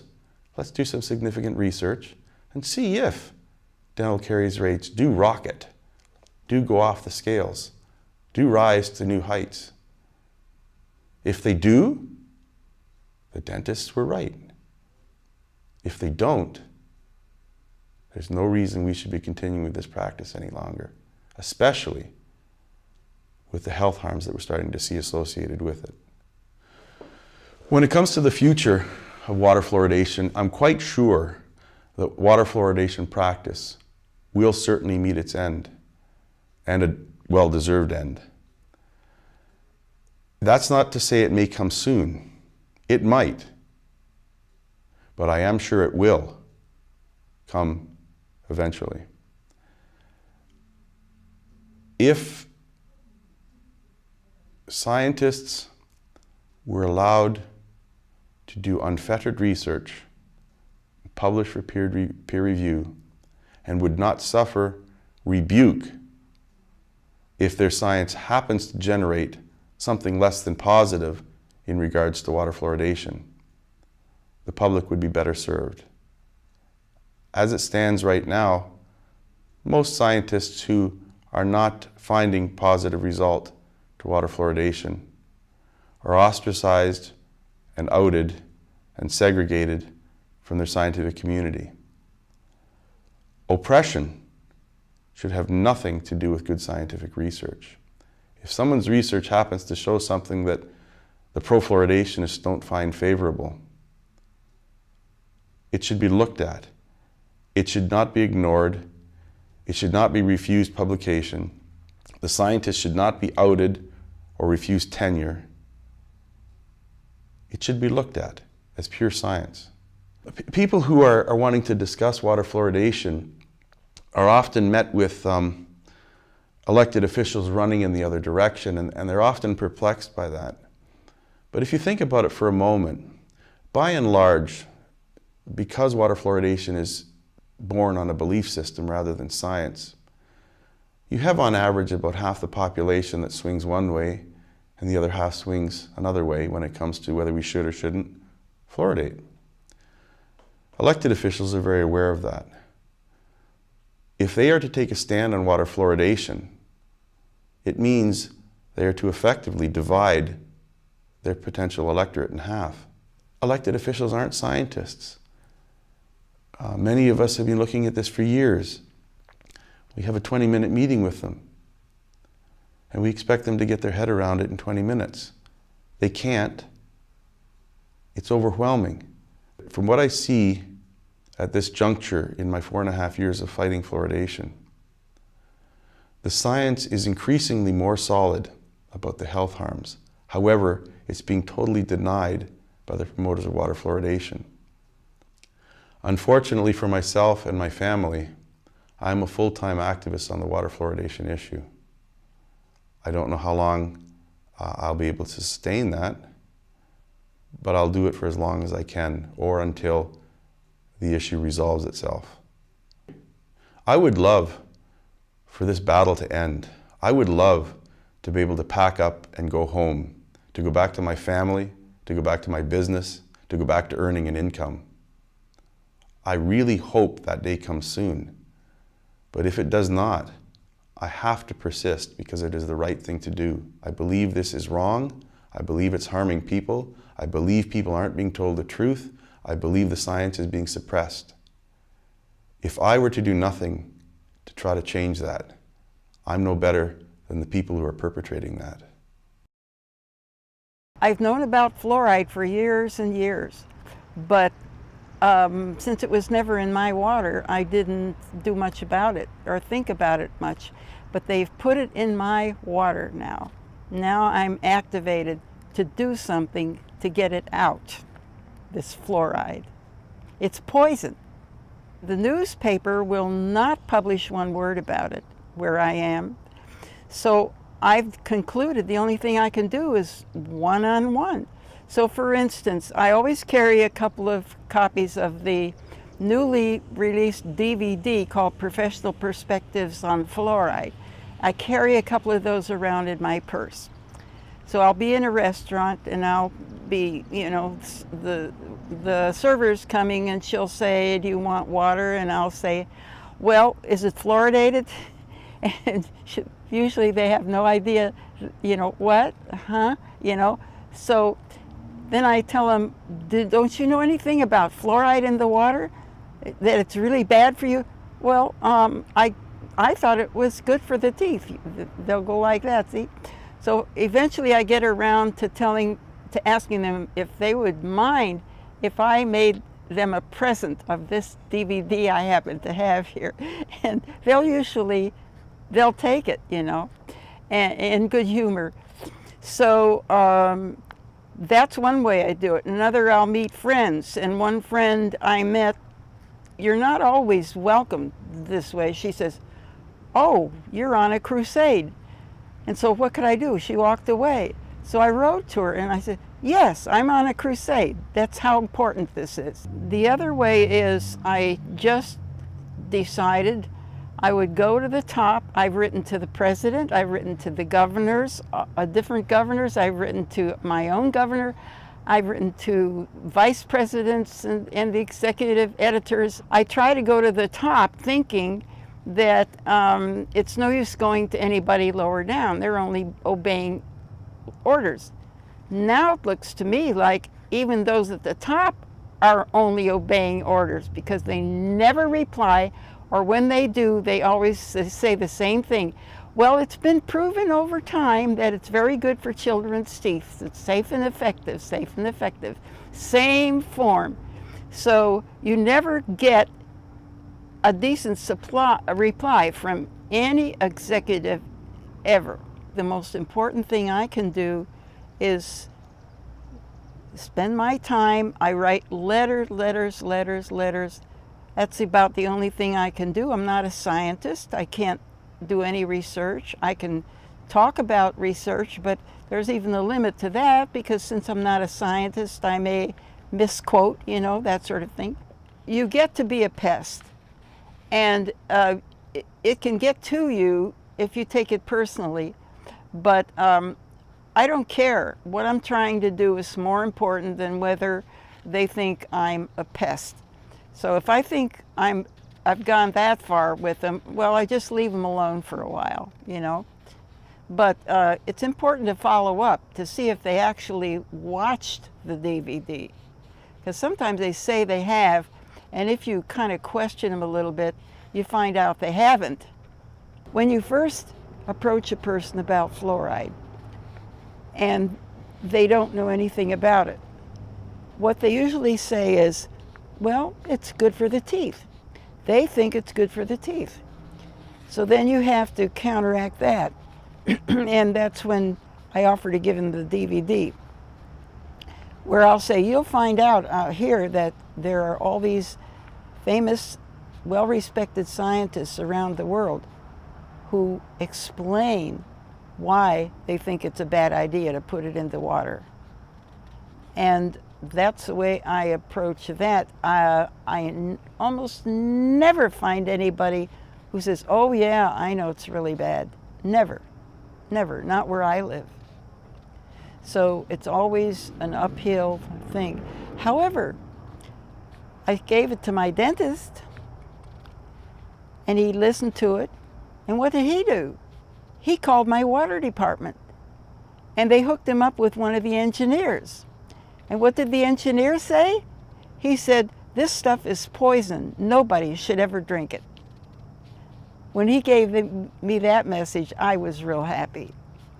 Then I, just by chance, got a brochure from another local dentist, a very nice brochure, explaining his program and how he considered his attitude toward his work as very forward-looking. And I don't know why I decided to do it, but I said, oh, well, he gave his email, I'll email him. And I said, you say you're a forward-looking dentist. I said, what's your attitude about fluoride? Well, he wrote back. Now, most dentists will not touch you. They won't answer or anything. The essence was I offered to send him a DVD. And with the DVD, I would always send a little extra stuff, you know. And when I sent that, he again wrote back and gave me a marvelous quote from Tolstoy, which explained that when a person has a belief like that, like the dentists do, even though there's lots of evidence that it's not correct, it's in their, he calls it, they weave it into the fabric of their lives, and they can't let go of it because they've been teaching it all their lives. They've been talking about it to their friends all their lives. And he's talking about educated people like dentists who believe that. And it's part of the fabric of their lives, and they won't give it up. Now, he sent that back to me, which was really, really unusual. But he's obviously an unusual guy. So those are two dentists who got educated, were not afraid to read the material and get educated. The thing that bothers me the most about fluoride is that they don't ask my permission. You can't go out in your neighborhood and have coffee without knowing that that coffee has got fluoridated water in it. So your whole life is upset. You can't do that. You can't grow an organic garden in your backyard anymore because you're sprinkling it with the hose, and that's fluoridated water. You can't filter it out unless you are well-to-do enough to buy reverse osmosis equipment or distillation. because the carbon filters do not, this stuff is so soluble that it just goes right through anything. Carbon filters don't touch it. So if you can't afford reverse osmosis, then you can't have all your water fluoridated. You could buy a small one that'll do your kitchen, you know. But then why should I pay the water department? I pay my bills and they deliver the water, but I can't use it. I have to spend extra. It's very hard to get the dentist to change the way they think. There are, once in a while, ones who do, and then that's what keeps you going. My name is Bill Patnod. I live in Methuen, Massachusetts, and I've lived there most of my life except for service. The first time they wanted to fluoridate, Dr. Zanfagner, an allergist, wrote this book, Truth Decay. And he was the leader from that time on. And this guy was ostracized, he was put down, belittled by his professionals and other people. I went to the reference librarian and I asked her for information on fluoride, pro and con. I knew the pro, but I wasn't sure about the con. And I found out that after an hour that this was ridiculous. From the information that the librarian, the research librarian gave me, I said, this can't be. I found it so quick and it's so ridiculous. So anyways, I searched some more and I got a name of Dr. Phyllis Mullenix. So what happened is I just took my map out and I went directly to her house with the paper. They want to fluoridate Methuen, Mass. And I knocked on her door and said, geez, Doc, I'm here about this. She said, come on in. She's from Missouri, and what a nice lady. My head spun with all the information she had. And we brought other people to meet her from Methuen, and then hence the fight began with the remainder of Dr. Zanfagner's group and new people who were fighting against it. And we beat it in 96 by 497, because it was beginning in 96, by 400 votes. And in, again, 2002, they brought it up, we beat it by 2,000 votes. People just, you know, came up and they just listened. I mean, sure, there was those diehards, fluoride's wonderful, this and that. But, you know, to beat them by 2,000 votes when they were pushing it in their dental office, even the hospital that was in Methuen was pushing it and had signs out for it. And we still beat it because the people listened. And that was the best thing. It's like a mission. It's like when you find out how bad it is, you just can't turn away. Every time I see a mother pushing a baby carrier, I say, how can I let that kid down? I can't. And we just can't do it. We were talking one day, and someone made a joke of it. What if social scientists said, hey, let's save all the marriages in the world and put aspirin and Viagra in the water? I mean, it's ridiculous. Question authority. You can read, you can write, you can process information. You went through the school systems. Don't let anybody tell you they're the authority and they know best. Well, I tell everybody every day. I hate to say it, but I nearly got in a fight, a few fights in a bar talking about fluoride. I guess I talked to one guy had one too many. But let me tell you, I mean, it's sort of risky. It's sort of risky, you know? You got to go up there and say you got to be strong, and you got to listen to the person on the other side you're trying to convince too. I put up a sign. It's a professional sign, 2 of them. I held one coming, going during commuting. We had one posted in the center of the town. Fluoride's toxic. $2,000 to a charity if you prove otherwise. My name, my number, a website. And guess what? Not one dentist, one lawyer, one doctor, one pediatrician. Nobody called except my state senator, and said, Bill, I tried to collect it, I couldn't. I said, Steve, of course not. I think I'm giving away $2,000. I just want to get people's attention. Could have been $1 million. It wouldn't have made a difference. It's toxic. Oh boy, what keeps me going? It's just from the heart. It's how the spirit moves me, how we care about people, how I feel about myself. I have to look in the mirror and face myself and say, am I doing the right thing? Am I being ethical and moral? Am I helping my community out? Am I the type of person I really want to be? So each day I go out, hand things to people, talk to people, and let them know. Oh yeah, sometimes you get down and you get upset, but gee, you know, if you give up, you're done. So There's no profit in giving up. I was telling people about it, and they said, Billy, you're really getting into this thing, you know? So I try to tell jokes and keep it light and mention it. And now my friends even joke back at me about fluoride, and they believe, but it took a while. I mean, they're good and open people, but it takes a while because of the 50 years that it was pushed. And of course the authority, the dentists with the white jackets, of course they know better than we do. But we know that doctors make mistakes, and we really believe they've been lied to. And the propaganda it's pressure on them to produce what the ADA wants them to say. And you know, I feel bad for them, but at the same time, we have to take them on and head on and tell them how we really feel. I feel a responsibility to the people of Methuen and the surrounding areas to let them know what I know about fluoride. I got to know a lot of people that way. In fact, just walking in a restaurant the other day, I didn't know who the guy was, and he says, I know you. You're the guy against fluoride. And I said, yeah, and in fact, I'm going to a conference next weekend to learn more about it. And he was sort of shocked. Even my mechanic, when I dropped my car off before I came here, I said, yeah, Bob, you got to get this ready and, you know, fix everything you can because I'm going up to upstate New York on a fluoride conference. He said, you are? I says, yeah, you still fight? Absolutely. So when people hear that, I think he even gave me a break on my bill. When people hear that you're still out there fighting, they tell other people.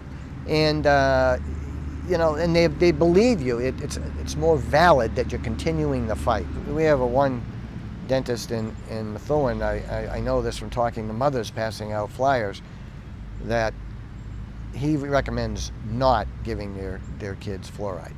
And that was so good to hear, but he will not come out against it, like, publicly. Well, from what we hear at these meetings and from dentists is that the ADA is really monitoring dentists who fight against this. And they put a lot of pressure on them to change their mind.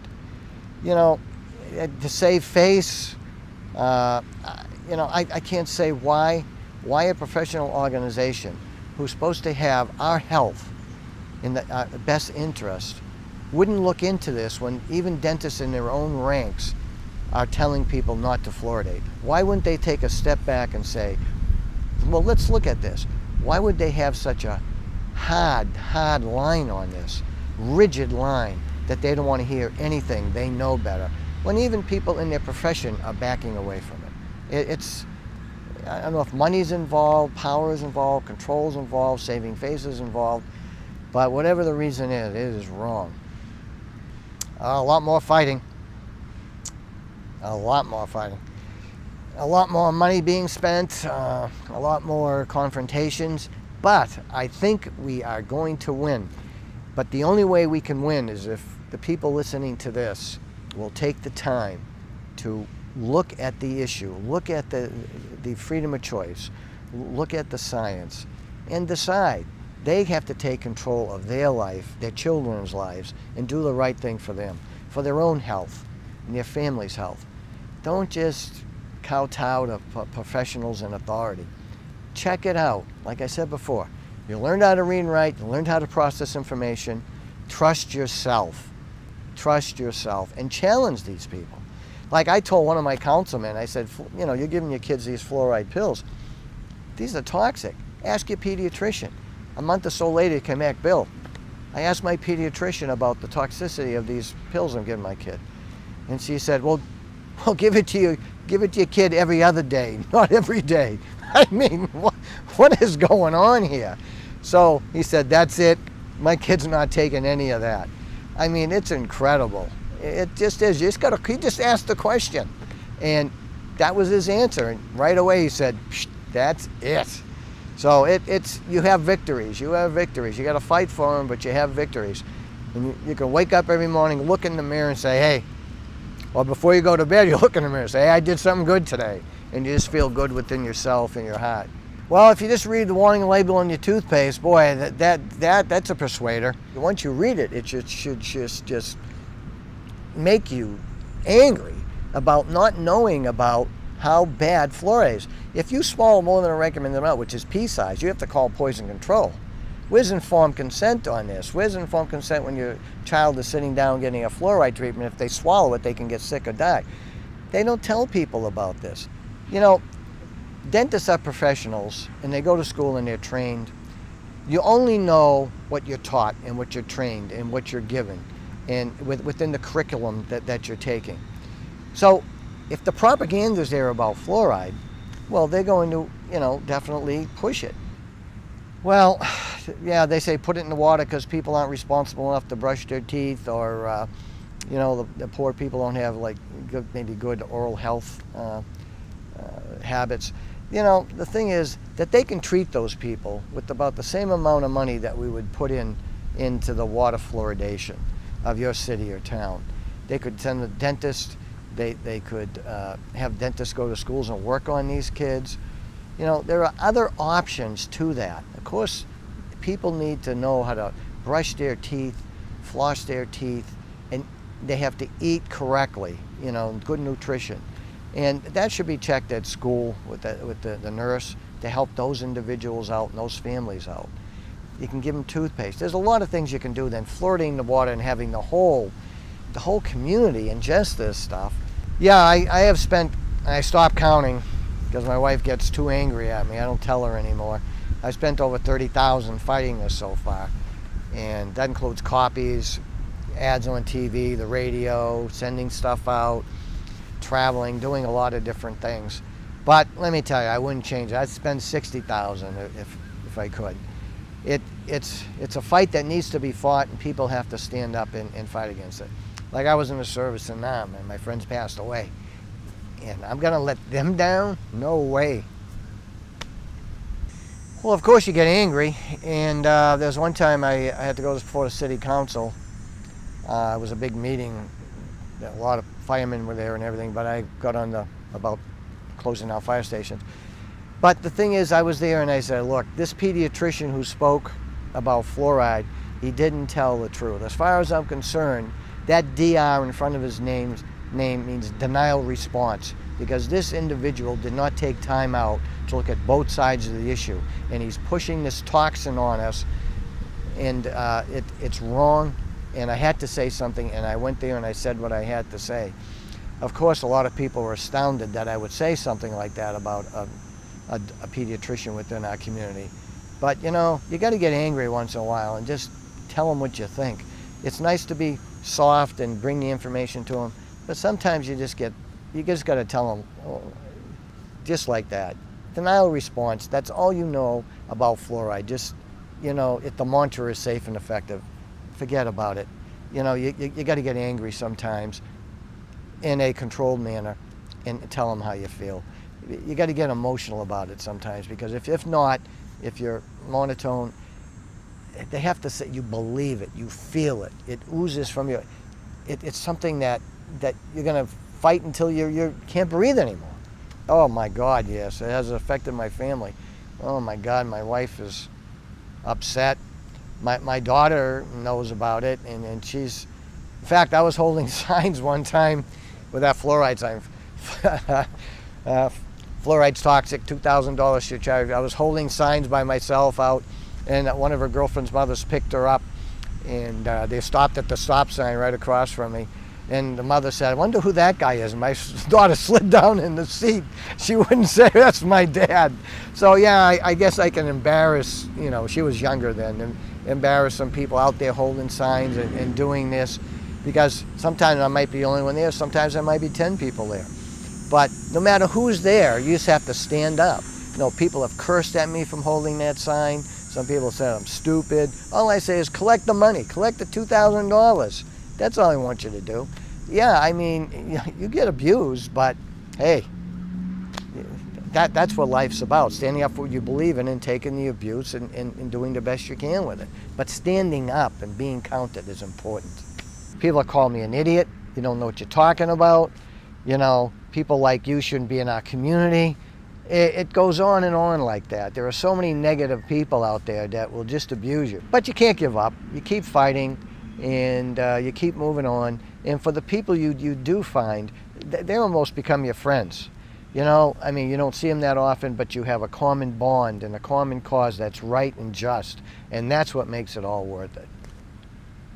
You have to believe it. Why would they do this? They're not getting any money.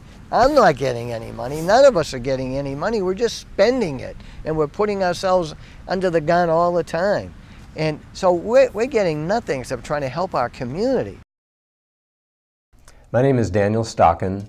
I'm a public health professional. I'm a career public health person. I got pulled into the water fluoridation issue about 6.5 years ago when my boss got a skin rash on her arm. She asked me, she's very intuitive by nature, and she said, is it possible that this fluoridated water that I'm drinking and showering in, could it be causing this skin rash that the doctors can't seem to get rid of?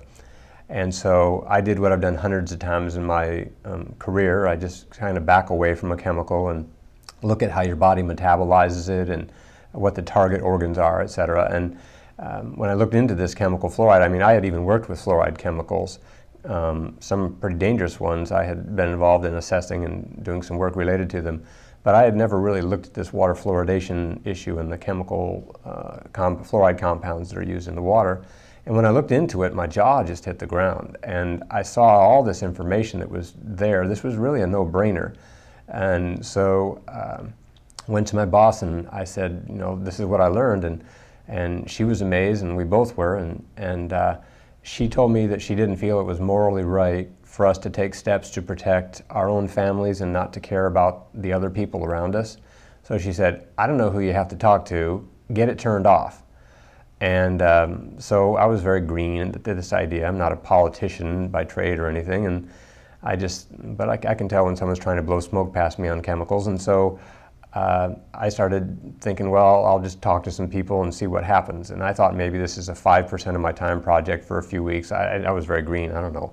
And suddenly the thing mushroomed almost overnight to where I was basically full-time at this thing, and it grew very quickly, and I began to receive correspondence from all over the planet and began to find out that this really was an issue that seemed to have a growing momentum to it. The first thing I found out is that most public health people and medical professionals don't know the basics, the fundamental issues about harm from fluorides. And that was pretty surprising for me. And I began to get some very disappointing reactions from my peers and colleagues in the public health field. And I began to see that they would jump through these contortions to continue justifying adding fluoride to drinking water. And it didn't make any sense to me because this was such an obvious situation where you can't control the dose and the chemical has effects throughout the body. So why would we be adding this to drinking water with people drinking it in unmeasured amounts? I was surprised that the public health community and the medical community was resisting this. I also found that legislators didn't want to touch it with a 10-foot pole. And I even had one legislator, he told me, he said he'd been dealing, we gave him a bunch of information, and he began to look into it. Then he began to get the resistance. And so then he told me that these folks from the Dental Society had told him that they had formed a dossier on me and my boss, and I really don't care, they can form a dossier on me. But I was just sort of surprised at the pushback from people who you would think it was their job to look out for the public interest. And we haven't had the opposition where, kind of overt, yeah, we've had some people say we're strange and weird and that kind of thing. And of course, for me that was odd because I was the guy that people wanted to come clean up their chemical messes and assess the safety of chemicals and biologic agents and things like that in their work environment. So now all of a sudden people are saying, well, yeah, you did that, you used to do these things, but now we don't believe you when you're talking to us about fluorides. That's not something unique. Frankly, a lot of people who are resisting or wanting to end water fluoridation, they get resistance and they're called names, and so that's not unique.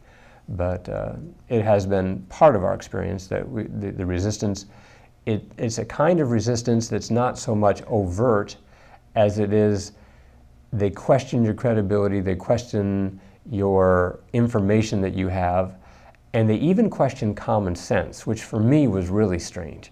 I mean, I can understand if there was an issue with a real questionable issue of nuances about a chemical's properties and things like this. But the fundamental issues about dose and exposure and susceptible populations, these were not difficult concepts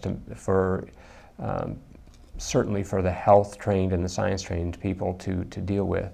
So what I found out really is that people are not dealing with this in an intellectually honest manner and in a scientific manner. Politics, emotion, money, other things like this get involved. I find that people really, as I mentioned before, they go through these contortions to continue justifying adding fluoride when we now know the primary effect is topical, not through systemic absorption. And now that we know that people are getting it from so many different sources, meaning in their foods and medications and in residues from pesticides and fumigants and things like this, there's just, it's a thing that I call multiple source overdosing. And you know, this is not rocket science. This is real basic common sense. We sort of have this idea that they would never let us be exposed to certain kinds of things. There's this idea that they watch out for us. And I found that even amongst toxicologists and people who have really hardcore, heavy science, chemistry training and things like this, they leave behind some of the really basic tenets that are so basic and fundamental to assessing toxic effect. And you know, the margin of safety in fluoridation is really strange, where for instance, the maximum amount that's allowed in water in the US at the moment is 4 parts per million. There is no safe level for drinking water to put fluoride in there artificially. It makes no sense, because you cannot control the amount of the water that people are going to drink. You're going to have some people who drink 4 to 5 or 6 times more than someone else. You're also going to have some people whose body weight is double or triple that of other people who are drinking it. The very idea that you can give uncontrolled, unmeasured amounts of a substance that bioaccumulates in your body over your lifetime to people of varying medical susceptibilities and unknown medical histories makes absolutely no sense. This violates all the basic fundamental tenets of modern pharmacology and toxicology. It's kind of a little bit sad for me. It's a little bit sad when I find dentists, first of all, they're not allowed to practice in an area that's not their expertise, and they can't make statements about other areas of the body and how your body will react, and various organ systems outside the mouth will react to fluorides. And I have found dentists who really don't, many dentists who don't understand that they're treading on really thin ice. But when they talk about, oh, it's safe. Well, I would expect a dentist can talk to me some about what happens in the tissues and things inside my mouth. But it doesn't make any sense, obviously, for people with oral health training to make inferences or direct statements that my kidneys are not impacted by this when they don't know even the basic information about kidney impacts. And they certainly don't know my medical history, and they don't know all these other things that might affect my health. So I find that there are some dentists, though, that have sort of gotten it about fluoride, but very few of them will speak out. There's just this inordinate amount of pressure from the dental societies and the dental infrastructure to keep people on the talking points about fluoride. Don't go beyond the talking points, and trust your dental society, trust the people, your peers and your grad school teachers. And it's very disturbing for me as a public health person, but you know, I'm not a doctor, I don't pretend to be, but I can tell when someone's talked to me about issues of toxics assessment and chemical exposures. I can tell when, based on my career background and my training, that I can see when people are speaking out of school, when they're speaking beyond their level of knowledge. And I have found virtually, well, very, very few people in the dental arena, and even physicians, who know the most up-to-date information, the toxic data, the tox data, and some of the other information that's coming out from all around the world. It's hard enough, I mean, I don't kid myself, I know what it's like to try to keep up with literature just in a certain discipline. And you know, it's hard for doctors. They've got all kinds of things coming at them. So I understand that they can't understand and know everything, but there's some basic fundamental things that they shouldn't set aside when they're looking at this. I've seen that when we get in the room with people who are promoting fluoridation, very often they wind up embarrassing themselves.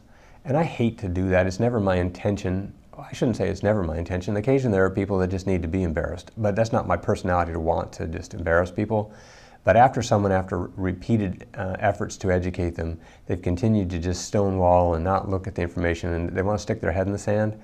I have no heartburn if they wind up embarrassing themselves. I'll give you an example of what happened.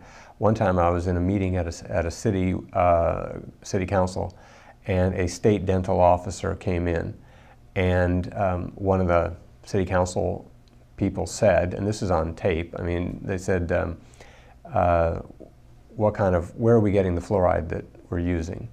And this dentist said, who was a dental officer for the state, said, I don't know. Well, that wasn't true because I had already given the information to the person. And then they said, well, you don't know. She said, so you're not aware that the fluoride we're using is the collected air emissions of the phosphate fertilizer industry, and you're the state dental officer, and you don't know this stuff, where the fluoride comes from? You could have heard a pin drop in the council chambers. It was, when I think back on it, it was this electric moment. You know, the incredulity that was expressed by the council representative that a state dental person who's paid and has responsibility to know this kind of information didn't know that information. It was so illustrative to me of the vast amount of ignorance which is in the medical and dental communities, which has allowed fluoridation to continue. Why is that? Because people don't have the time, sometimes don't have the interest either, to want to know this information for themselves. They want to believe the experts, the people that trained them. And what I've come to find out is that, and this is a disturbing thing to hear, but for every citizen that hears this, they have to understand our doctors, our dentists make big mistakes sometimes, big ones. And our government regulatory agencies make huge mistakes sometimes, and sometimes they don't get called on the carpet, but sometimes they do. So this has been something that I think we're going to see more and more of, that doctors and dentists, who are not the enemy, by the way, they're not. I mean, I think that there's other groups of people who are actively working that the primary people is not necessarily to blame the doctors and dentists. Having said that though, there's some real fundamental things that a doctor should recognize instantly, things about uncontrolled dose, things about enhanced susceptibility for certain population groups like diabetics and kidney patients, things like that. They need to know that information. One of the things at the Lilly Center that we began to focus on was disproportionate harm by fluorides to minorities, particularly Black Americans. We got interested in this when we began to look at some of the information that was coming out from the Centers for Disease Control. Back in 2005, they published in their MMWR publication some of their own information on a number of oral health issues and developments. And one of the things was that they talked about dental fluorosis, this teeth staining and pitting that's caused by overexposure to fluorides as a young child. And there's a chart. Now in this particular MMWR publication, it was a lengthy paper in there, and it had a whole boatload of charts and diagrams. Well, buried in the very back, in the very last, I think 23rd out of 23 charts, is this little bit of information that talked about the amount of increase in dental fluorosis that had happened relatively recently compared to the previous look-see at it.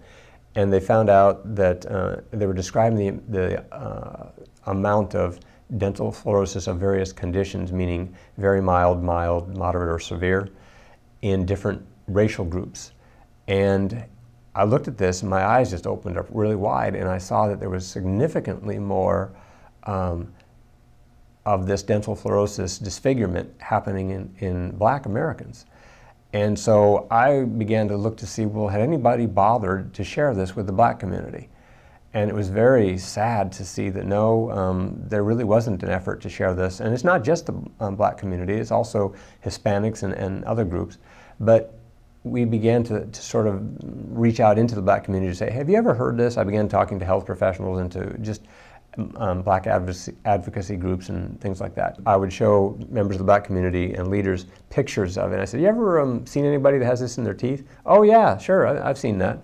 And are you aware of what caused it? No, isn't that because they just didn't brush their teeth well? And you know, there's this vast ignorance about it.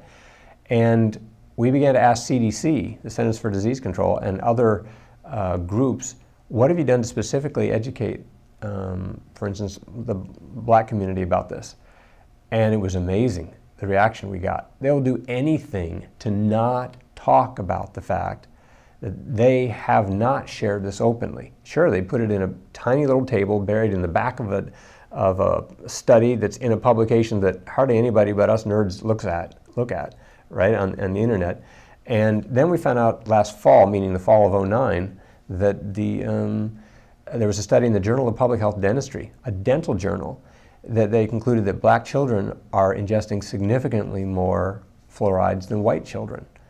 And so here's what we've got. We now have evidence that there is more exposure in the black community and significantly greater harm, meaning the dental fluorosis disfigurement. So you've got greater exposure and harm. A lot of people, and this is very sad, are so embarrassed and humiliated by what's on their teeth. They won't even allow us to take a picture of just the teeth and the lips. No identifying marks or anything, you know, above the lips or anything like that, or below the chin. There's a significant group of people who really need to have this information, whose lives have been devastated. They don't want to go on job interviews. They don't want to go on, their social interactions have been affected. Their personality is affected. And it goes way beyond, of course, members of the black community. Anyone who has dental fluorosis, this can be an issue. But we began to find that there's other economic issues, and now that there's been an admission that making baby formula with fluoridated city water, that parents might want to rethink that kind of idea because it may cause dental fluorosis. That information really hasn't been shared with the black community, with the white community, with moms in general. It just hasn't. So one of our emphases has been to deal with the issue of harm to the black citizens. And also, because we got involved in the kidney impact issue. We were involved in getting the National Kidney Foundation to withdraw their endorsement of water fluoridation. And the black community is, of course, disproportionately harmed by kidney disease. So this is another reason why issue of the news about harm from fluoride should be shared openly. Infant formula is, to me, a really important issue because many people, as we're sitting here talking right now, they go to their sink. They don't have resources to get unfluoridated water or to get an expensive home water filtration system. And there's plenty of single parents right now and others who are just economically disadvantaged and others who just don't get the information of all social strata. They go to their kitchen sink to fill up to use the water for mixing their baby's milk formula. And you know, the National Research Council said in 2006 in their report on fluorides that infants and children in our country are ingesting 3 to 4 times the amount of fluoride as adults are on a body weight basis. And this is really serious because babies and children's bodies the cells and tissues are growing and cells are dividing so rapidly. So, you know, the impact is really significant. And the idea that it's only an issue for dental fluorosis in these children, that just flies against all sense of reason and common sense. Obviously, the fluoride doesn't just touch their teeth-forming cells, it's going into their brain-forming cells and all throughout their whole body. So we found that this issue is something that is really important for moms, for caregivers, for child caregivers. There's just so many people grandparents, parents, who should have this information, but because the Centers for Disease Control buried the information on this obscure web page and didn't bother to issue a press release when they changed their stance. I mean, to say that parents may wish to, if they're concerned about fluorosis, they may wish to avoid the fluoridated water. That's really very disingenuous, and that's being kind in how I express it. These are some of the most vulnerable of our society, little babies, whose entire lives from this point forward are being impacted by what happens as their body is forming. Who promotes fluorides and the use of fluorides in water fluoridation? At the beginning, when I started looking into this, I had certain ideas about who would be involved in this. There's obviously the people who historically have had interest in dealing with fluoride issues. You know, the manufacturers of certain manufacturing processes that had to deal with fluorides as a byproduct or inherent in what they were doing. But the issue of getting rid of the air pollutant emissions that come off of making fertilizer, phosphate fertilizers, and, you know, trying to turn something that's a liability, which going through a smokestack and landing on cows and crops and everything else around, you know, that was a liability.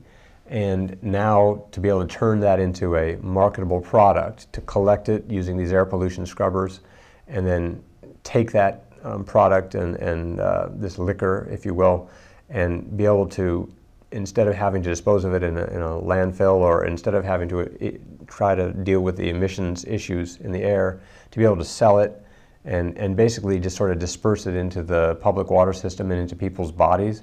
Talk about the ultimate way to take a problem and turn it into a positive, at least in terms of cash flow. And, you know, that's what occurred in this scenario. There's a lot of people who push fluorides for a number of different uses. And it's not just for water fluoridation. Obviously, it's used in oral care products and other things.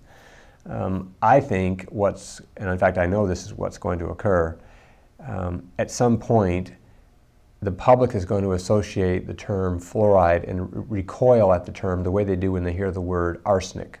You know, you kind of think, ugh, when someone says the word arsenic. Well, you need to be thinking about fluoride that way because fluoride, because of its properties, it's a very dangerous chemical, certainly to be ingesting it over long-term and uncontrolled amounts. The future of water fluoridation is all downhill. This thing's going to collapse. Water fluoridation is a house of cards that is wobbling. It is going to collapse. It violates so many fundamental tenets of ethics, scientific study and practice, pharmacology, toxicology, and there's just a whole host of reasons, liability reasons and other things like this, to where it's obvious that water fluoridation is going to end. The only issue for me is how fast is it going to occur? There's going to be a lot of people who are going to be really, I think, concerned about their personal liability in this issue because many people knew better and they had the information and they didn't act. They allowed the pressures of their professional sort of societies and peers to cause them to compromise their morals, to compromise their scientific principles. And, you know, when the house of cards collapses, it's going to expose something that Americans maybe are not going to be real enthused about seeing. Because, you know, we as Americans, we want to believe that our doctors and our dentists and our public health system is really after our best interest. But when it comes right down to it, there's been an awful lot of influence exerted and money passed through, back and forth through sometimes legitimate channels. But when the money trail shows up and when the liability thing, when the smoke clears, there's going to be a lot of organizations and individuals and professionals who are going to wish that they had weathered the pressure put on them by pro-fluoride groups. Because, you know, it's always better to, the truth, the funny thing, you know what the funny thing about truth is? After everything else is all collapsed around it, truth is still going to be standing. Truth doesn't need to be defended, but you know, it does help if we get ourselves in alignment with what's real and true. Truth is always going to be standing at the end of the game. But there are going to be people who are going to rue the day that they were just too concerned about what people were going to say about them and too concerned about the effect on their careers. Kidney patients should be told that fluorides accumulate more dramatically in their bones because their kidneys can't help excrete it out of their body. They have damaged function in that respect. And, you know, and there's other impacts inside their body. There's actual damage to the kidneys themselves, not just the bones. So that's just one small group. When you look at the numbers and crunch the numbers, look at this. You've got, what is it, 1 in 9 American adults has some form of kidney disease. Crunch the numbers. See how many potentially upset people there are. How many people are diabetics? And right now there's something like 50+ million pre-diabetics who they're thinking are going to convert many of them to diabetes. And the National Research Council said that diabetics, kidney patients, and seniors and infants, among other groups, are a susceptible subpopulation that is particularly vulnerable to harm from ingested fluorides. So just crunch the numbers. This is going to dwarf asbestos and tobacco in the course because of the sheer numbers of people and the breadth of the conditions which are impacted by the fluorides. Back around 1999, 2000, when it came out formally so that the primary effect in preventing cavities was through topical means rather than systemic absorption. In other words, when the fluorides touch the teeth in the mouth, that is the primary. And that's very important to say. The dentists have admitted this is the primary, very key word, primary way that fluoride works. And they try to say now, well, there's both systemic and topical benefits.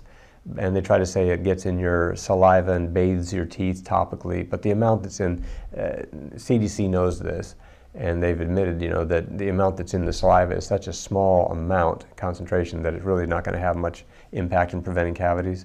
So the very rationale that started fluoridation, which was systemic absorption, has been invalidated back in around 99 and 2000. That should have ended fluoridation right there. That was enough to just end water fluoridation. Because the primary original rationale had been invalidated. But of course the story keeps changing, the target keeps moving, and they find other justifications to keep fluoride in there. Why? It's damage control, it's risk management, it's trying to find a way to justify things rather than to call a thing exactly the way it is.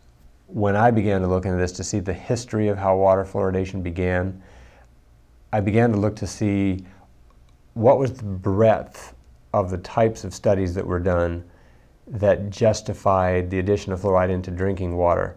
And I began to find out that there was virtually no look-see at long-term low-dose effect on kidneys. No one had looked at thyroid and formally studied that, if thyroid impacts. And when you think of all the ladies, particularly today, that have hypothyroidism, I can tell you, I talked to a lot of these folks that have hypothyroidism, and they become white with anger when they find out the possibility, the fact that their thyroid condition may have been caused or exacerbated by fluorides. And that's very disturbing. So when I began to find out that this thing at the very beginning when they introduced it was mostly dental studies that were done, again, it just showed you that I think for the most part people, it wasn't like this large number of people trying to conspire to do this. People wanted to prevent cavities. They just did. And they had good intentions. The vast majority of people had good intentions.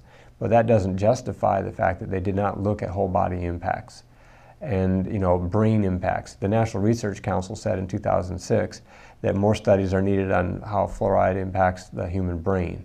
I think they said to clarify the impact on the human brain. I actually have people come up to me after reading that and they say, wait a minute, you mean we fluoridate and we don't know what it does to the human brain? And they're blown away by that. And of course they should be. We do hear the CDC and other people talk just ad nauseum about how there's supposedly 60 years of studies showing fluoride to be safe and effective. And the interesting thing is that if that's true, then why did the National Research Council's report in 2006 come up with literally volumes of research that has never been done, that they say should be done on the impacts of fluorides? And it wasn't that they're not saying study high doses. Sometimes they're talking about study this at 1 part per million to 4 parts per million. Study it at low levels and varying levels. So I don't buy it when people say the National Research Council report has nothing to do with fluoridation. That report showed that it acknowledged that fluoridation began without really knowing what the impacts were going to be on kidney patients. So this idea that there's 60 years of studies, that's just simply not true. Let's just call it what it is. It's just not true. The vast majority of the people that are promoting this for the past number of few decades at least are really just, at least the dentists and doctors, they're just kind of in lockstep with the mothership, if you will. They're saying what their dental societies and medical societies give them to say. It's not that the vast majority of them are some sort of plotting people with malintent. Now, there are some people, of course, who make money on this whole fluoride thing. There are dentists, and let's be real about it, the fastest growing sector of the dental industry, I'm told, is the cosmetic side of it, the cosmetic dentistry side of it. And yes, dentists do make money fixing dental fluorosis in people. And do they tell them that fluoride's caused it? In many cases, and the people we talk with, no, they were not told. People are under the impression that it was their lack of oral hygiene and taking care of their teeth and things like this. But this idea of how do you approach sharing the story, I don't find a lot of benefit, frankly, in going down roads and talking about these things that I can't prove, that they're these legends that are just kind of all over the internet in some places. But there is plenty of science now to end fluoridation. There just is. So there's also the ethics issues. There's economic issues. So we stick with those because they're real and provable. And I just encourage people to stick with the things that don't get you labeled, needlessly so, as somebody strange. I mean, look at me. I mean, I'm one of these people that dealt with radioactive materials, biologic agents, chemical hazards. I'm the former manager of the EPA Western Regional Lead Training Center. My career path was just normal and straight, you know, and graduate training in public health and emphasis in environmental health. And, you know, there are people that will say, well, you're just using weird science, and they say worse things than that to me. But when they say that, you know, they don't address the specifics of what we say. They rely on endorsements. They rely on generalities. They don't deal with the specific science. They don't deal with the specific issues of dose that's uncontrolled, and what about safety margins and all these kind of things. They tend to want to shoot the messenger, and they tend to want to switch the subject, change it to something else, and use circular reasoning and logic.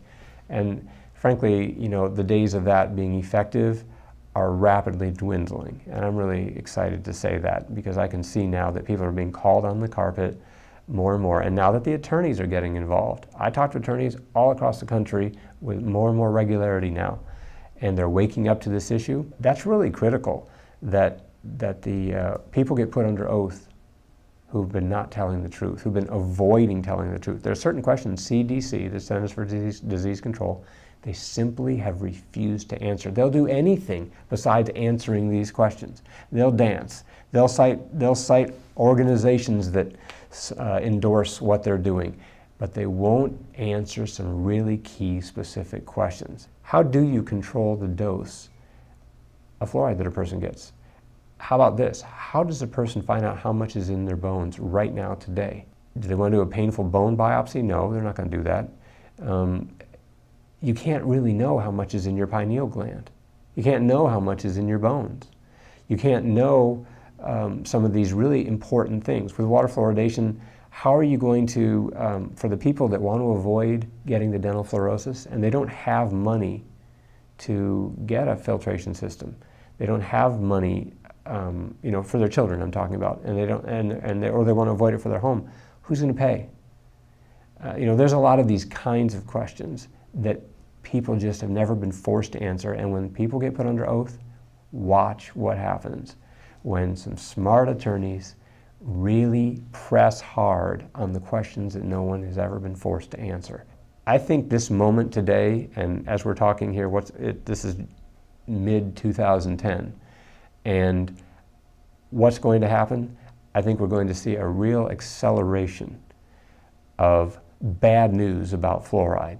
It's all bad news. It's all downhill. I would not want to be promoting fluoride these days. I wouldn't want to touch it with a 10-foot pole. It's just, from a risk management standpoint, it's not worth the risk financially, to people's health, for litigation purposes, etc. The Lilly Center is a very small public health training firm, and we got pulled into it just because of this health impact that had happened to my boss. She believed in this so strongly that she mortgaged her house. And that's, we're not backed by some big corporation or anything like that. I maxed my credit cards, she mortgaged her house. And we began to just talk to people to see who it was, to educate ourselves, to find out who had the authority and the power to bring change. And we found out that there was this sort of chain of deferred authority all over the place, that no one really, this is a hot potato, no one wanted to be the one who sort of stood out first on it. You know how politicians, they don't want to get on board a train until they see which way the train is heading?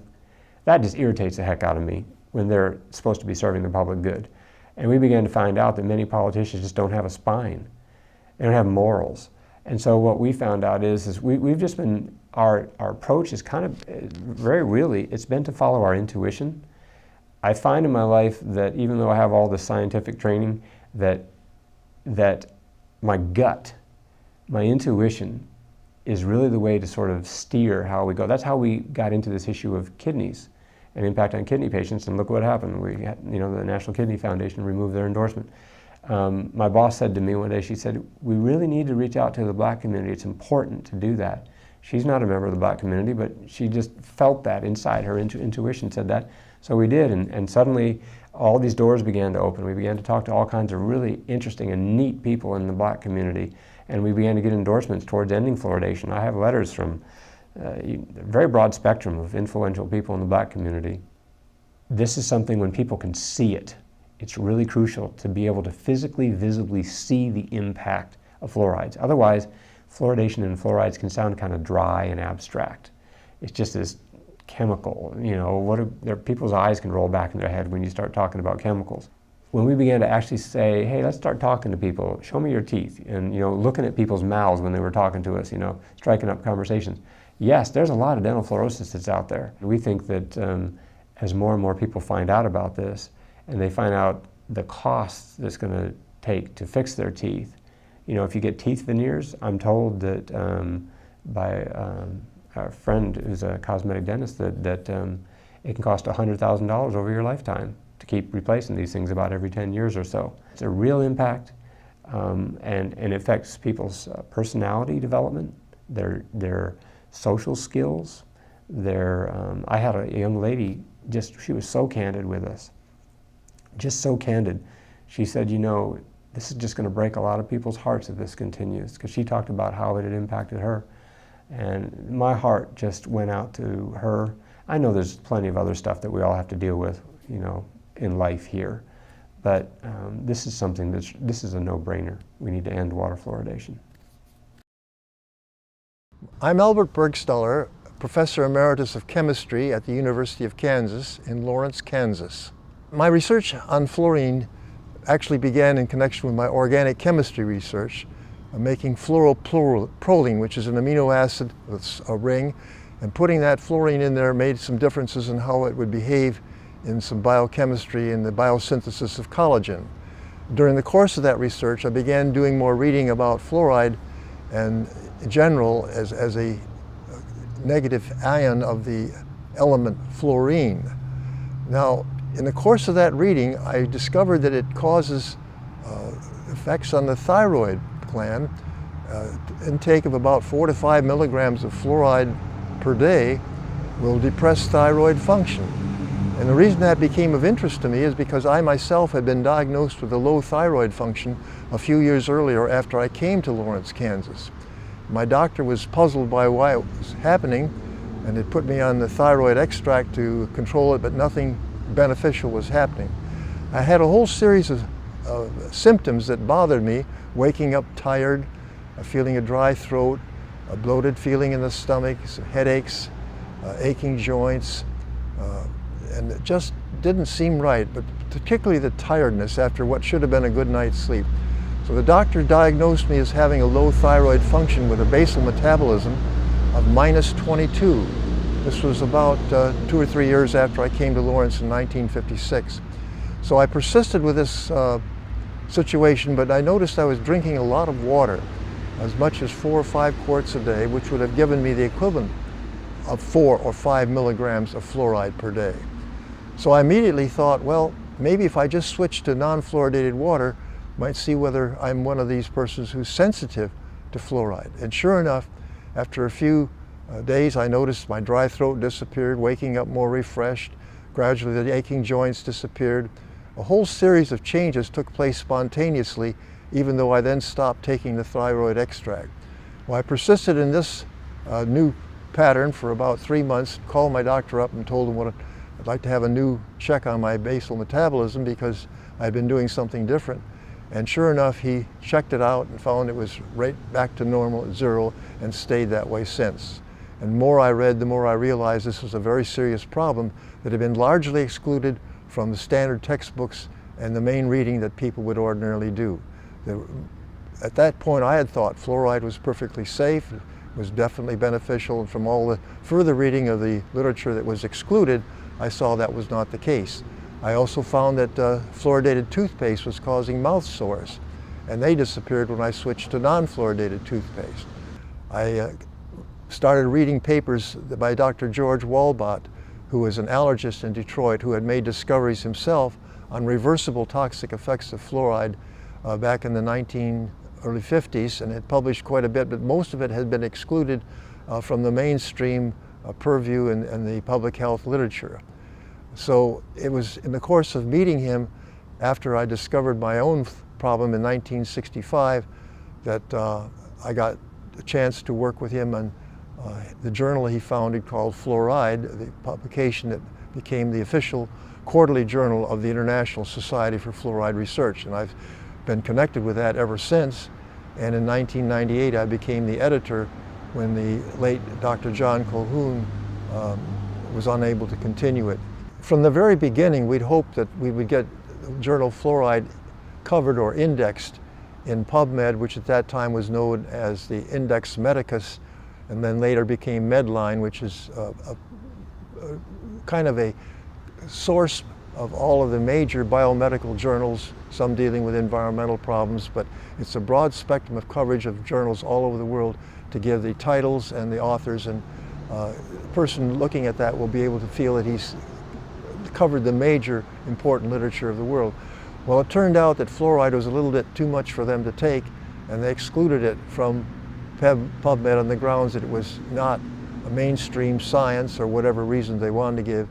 Subsequently, we had our board of editors, distinguished scientists all over the world, writing to them asking to get it into PubMed. They continually refused.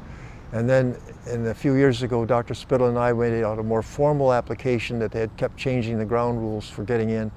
And we submitted that, and the review committee said, well, it was about of 100 and some journals, we were not high enough up to get accepted. And that, of course, was kind of funny because they wouldn't give us the reasons or anything. They then said, well, we'll have a collateral review, which is a secondary review of that. We'll have 3 members of that, and you can nominate some people for that, and we did. And the people we nominated were highly qualified in the field of fluoride research, and then we found out later none of them had even been consulted or asked to serve on this review panel. And the new report came out with some very specious reasons for rejecting fluoride, such as, well, you refer to too many papers in your own journal, which would be expected. There wasn't a proper protocol for doing fetal research, and that research was done in other countries, so the protocol would be different. The animal studies were not in enough detail. Well, they were well-known procedures for studying rats, and we followed all those. The human studies did not reach proper endpoints. Well, they were described in great deal. So the whole thing was nothing but a sham to say that those are valid reasons to exclude it. And then they even wrote a letter saying, well, we don't see many papers on the pro-fluoride side, and I sent in a whole group of lists of papers with abstracts that we had actually covered pro-literature very well in our journal. So that's where it stands today. They've rejected it on what I think are specious and really quite innocuous grounds, and we'd like certainly to get this straightened out, because what happens in the biomedical literature, people will go to the PubMed or Medline, and if they don't find something there, they feel it's probably not been published. Now, they could go to SciFinder Scholar, published by the American Chemical Society, where fluoride has been included right from the beginning. Web of Science is another retrieval engine that would get them access to fluoride, or even going to Google, they will find a great deal of research published in fluoride in that way. But most scientists today that deal with biomedical problems in the field of dentistry and public health and so on restrict their research surveys of the literature to PubMed Medline. Now, one of the main reasons I've stuck so hard and so long with this is the fact that fluoride in fluoridation, fluoridated toothpaste, and in fluorine in various medical products has an enormous impact on people who are sensitive to fluoride. And so we have a large number of people in any population that are suffering very serious ill effects from fluoride. The arthritic symptoms can become crippling in many cases, and the gastrointestinal disturbances can be very disturbing. Effects on the skin can be very troublesome. So all in all, some reversible, some not. Connections with cancer is a very real problem. My own research on Down syndrome showed that there's a connection, at least in the early years of a woman's life where she's having babies, can have a greater incidence of Down syndrome babies when she's in a fluoridated versus a non-fluoridated community. And very recently we've got new data showing that the failure of many women to have full-term babies or developing a lot of anemia during pregnancy can be caused by the fact that too much fluoride is preventing the absorption of folic acid and iron, which are very critical to have healthy babies. And this whole picture of the toxic effects of fluoride, depending on a person's genetics, their health, and their state of nutrition, can be very important. People with excellent nutrition, plenty of protein in their diets, will usually be much less sensitive to fluoride than those who have poor living conditions and less nutritious diets. And that has turned out to be the real key factor in so much variability. In the inner cities where people may have high sugary diets without good enough nutrients, they're going to suffer more tooth decay and ill effects from fluoride than those who have better diets. Well, the original studies behind fluoridation came about during the 1930s when the question arose what was causing dental fluorosis.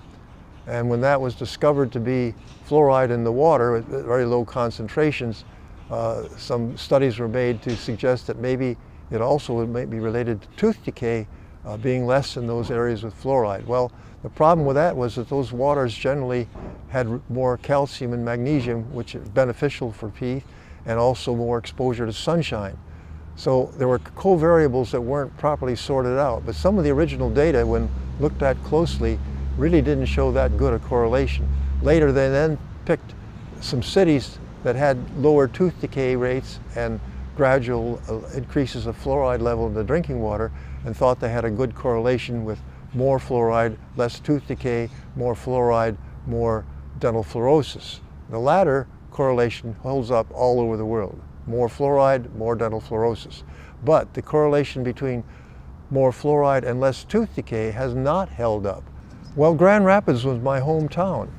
I grew up in Grand Rapids in early 1930s and went to high school there, and we had examination of our teeth when I was in my senior year because they started fluoridation in Grand Rapids in 1945. And what was done there was examination of the children in all the schools. I think there were 26 or 20, no, there were 78 schools, that's what it was. And they're a very large population. Well, to follow that up would have been rather unwieldy, so they cut it down to about 26 schools or so. And for the following years, they then kept a record of how the tooth decay went from year to year. Muskegon, Michigan, which also uses Lake Michigan water, as Grand Rapids did, was supposed to be the control. But at that same time, the tooth decay in Muskegon without fluoridation was going down just as it was in Grand Rapids. And when they look more closely at, when one looks more closely at the Grand Rapids data, it turns out that all of the tooth decay essentially went down the first year by that selection of a smaller number of schools. And there was no real progressive decline in tooth decay at all in Grand Rapids. And so that whole study was really not successful as a real science. Well, I think that when it first began, with the rosy prospects, they were pushing it. But after, I think, 10 or 15 years, when they saw data indicating it was not working, it should have been stopped. And as a scientist, I think people should be willing to look at hard data and not just stick to a plan that they thought was working. I think right now it's a matter of such embarrassment to the Public Health Service to admit that they made a big mistake, and the liabilities for having harmed people must loom very large in their minds for this. And certainly that's true also in Canada, where there's great concern about liability for having fluoridation. So they've tried to make it such that it's a legitimate power of the government to do this without liability. The same thing in Great Britain. But in the English-speaking world, there seems to be a resistance to modifying or changing, although there are places now where they're trying to cut the levels back to lower intakes, to kind of a modification of a withdrawal from fluoridation. But it's really quite a waste when you think of the cost of adding these fluoride chemicals and the equipment and the control and so forth for something that's not working, causing a lot of damage to the plumbing and the machinery that is involved, and the dangers of overdosage, which frequently, and the harm that can cause. When you put it all together, it seems absolutely crazy to have such a very small fraction of the water being used for a purpose that's not even working. Well, the precautionary principle is a good one, because what it says in effect is if you have evidence, even though it's somewhat uncertain or questionable, you should go with the side of being cautious and not taking unnecessary risks. So without benefit, what is the point of this? That's the part that really seems very disturbing now, when we can show that their claims of benefit are faulty and there's not much real benefit from fluoride in reducing tooth decay. Furthermore, from the standpoint of mechanism, getting fluoride passing over the teeth in the drinking water is such a low concentration it can't possibly affect the enzymes on the teeth and so around the saliva and whatnot. So the question is, how is it working? Well, they're saying it promotes remineralization of the teeth from the calcium, magnesium, and phosphorus, particularly calcium, phosphorus in the saliva. Well, that's very questionable with that short passage time, and then other studies have shown that it takes a lot longer time of contact for that to actually work that way. Once the fluoride from the water gets in the body, then there's a whole series of bodily reactions that take place that are very unsatisfactory. So altogether, from a mechanistic standpoint, it's not good. Have I felt marginalized as a scientist from opposing fluoridation? Not really at the university, because we've got a more open-minded group. My colleagues in chemistry have understood that I wouldn't be opposing fluoridation without sound scientific reasons. So there's been no problem from that standpoint. But from the standpoint of the dental people, the public health people, certainly. At one time they even approached the chancellor to have me silenced at the University of Kansas. But after he saw my research, he said there's no point in even going into this, because obviously Dr. Bergstaller has looked at this very closely and does not have any reason to be silenced for what he's done. Well, I've been in a number of forums and confrontations with the proponents, and generally speaking, they avoid getting into the specific scientific details. They rest their case on the endorsements of the American Dental Association and the various public health associations and so on. So when you ask them what's the basis of these endorsements, they say, well, they've looked at it carefully and so forth. And they say, well, how do you know they have? Well, they don't know that. And you say, well, the current evidence, the endorsements are out of date, in other words. So my experience is that they're resting on what was said and proposed some 50, 60 years ago, and since then they've not been able to update it with sufficient evidence scientifically to back it up as being safe or effective. Well, it's preserving their own position, and it's very difficult for people to retract something they've told the public it works, and now it's difficult to go back on that. I have sat down on a more individual basis with some of these proponents and presented evidence, and the net result is they say, well, I'll have to see more evidence and see it confirmed. I want to have more proof. And I said, well, how much proof does it take if it gets confirmed over and over again in different places over the years? Their problem is that they want to see it confirmed more in the United States. Well, in the United States, one cannot get research funding from the government that might question fluoridation. In the same way as true in Canada and England. The people who are finding all these negative results, generally speaking, are in Japan, China, India, the Middle East, Africa, and so forth. And so those countries don't have that restriction on funding to find out more about how fluoride actually works and what it's doing. Fluoride will interfere with various enzymes very dramatically at different concentrations And that's where probably a lot of the harm comes at the biochemical level. Getting into the stomach, there's enough acidity in the stomach to convert the fluoride ion into HF, hydrogen fluoride, which is very tissue irritating and penetrating, and also then causes the prevention of a lot of the absorption of necessary nutrients. The fact that it locks up in the bones, the insoluble calcium fluoroapatite, and depending on what stage and what point that's happening, it may have some adverse effects, creating brittleness in the bones, less tensile strength, and so on. And then in the teeth, of course, as the enamels being formed, this irregularity of the enamel formation, the presence of fluoride can cause the enamel fluorosis, which is staining of the teeth, which is very deep and very hard to bleach out, and so on. The other side of the coin is neurological effects, the effects on the central nervous system and the brain during early fetal stages, to causing a lower IQ, attention span deficits, visual acuity problems. So all of these things, a broad spectrum of effects of fluoride once it's in the body, from the standpoint of the muscular, the neurological, the skeletal, and so on. The Grand Rapids study was probably done as a demonstration to show that what was present naturally in places that they had looked at, Colorado and Texas, where they thought they saw less tooth decay, would be a demonstration. And they also did the similar experiment at the same time up in Newburgh, New York. So Grand Rapids, Michigan was a kind of a pilot study and was not felt to be an experiment entirely. They thought they had enough basis from natural fluoride so that they imitate that level at 1 part per million, they would see the benefit. And at that time they were actually using sodium fluoride, not sodium silicate fluoride, which is quite a bit different from the standpoint of its biochemistry, or hydrofluorosilicic acid, which is widely used today. Well, I think they started off with good intentions, but as soon as they saw that the effects were not what they thought they would be, they should have called a halt and said, let's re-examine what we're doing. But I think the public in Grand Rapids was deceived in thinking that it would be absolutely safe on the basis of limited studies of natural fluoride areas, and that I think proved to be quite fallacious. How long will it persist, and when will we see the end of it? Quite frankly, I'm not sure I'll even live to see the end of it, because I'm 82 years old now, and it's hard to know how much longer they can hang on with this. But if they can keep up their wall of censorship for another 5 or 10 years, it probably can persist, because the promotion is still going strong and heavy, and people in city councils and legislatures are still being convinced that it's safe and effective, and that those who are opposing it really don't have much evidence, and so forth. If they could break the barriers of communication, then I think it could end very quickly.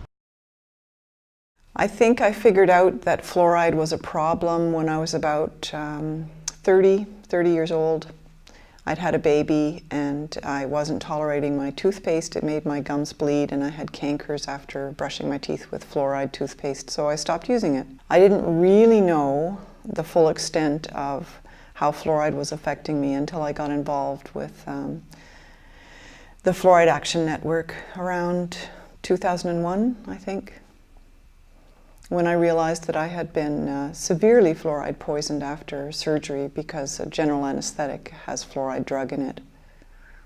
And I just wasn't able to tolerate it because of my previous level of fluoride poisoning. Because I had been born in Grand Rapids, Michigan, which was the first artificially fluoridated city in the world, I had a total body burden load of fluoride stored that was now putting me at risk of the tiniest additional exposure from food, water, and air pollution, let alone prescription drugs.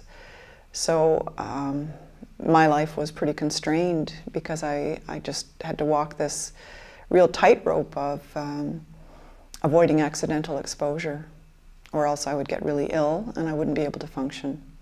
Chronic depression and insomnia and thyroid issues, none of those were ever handled properly by any doctor I ever saw.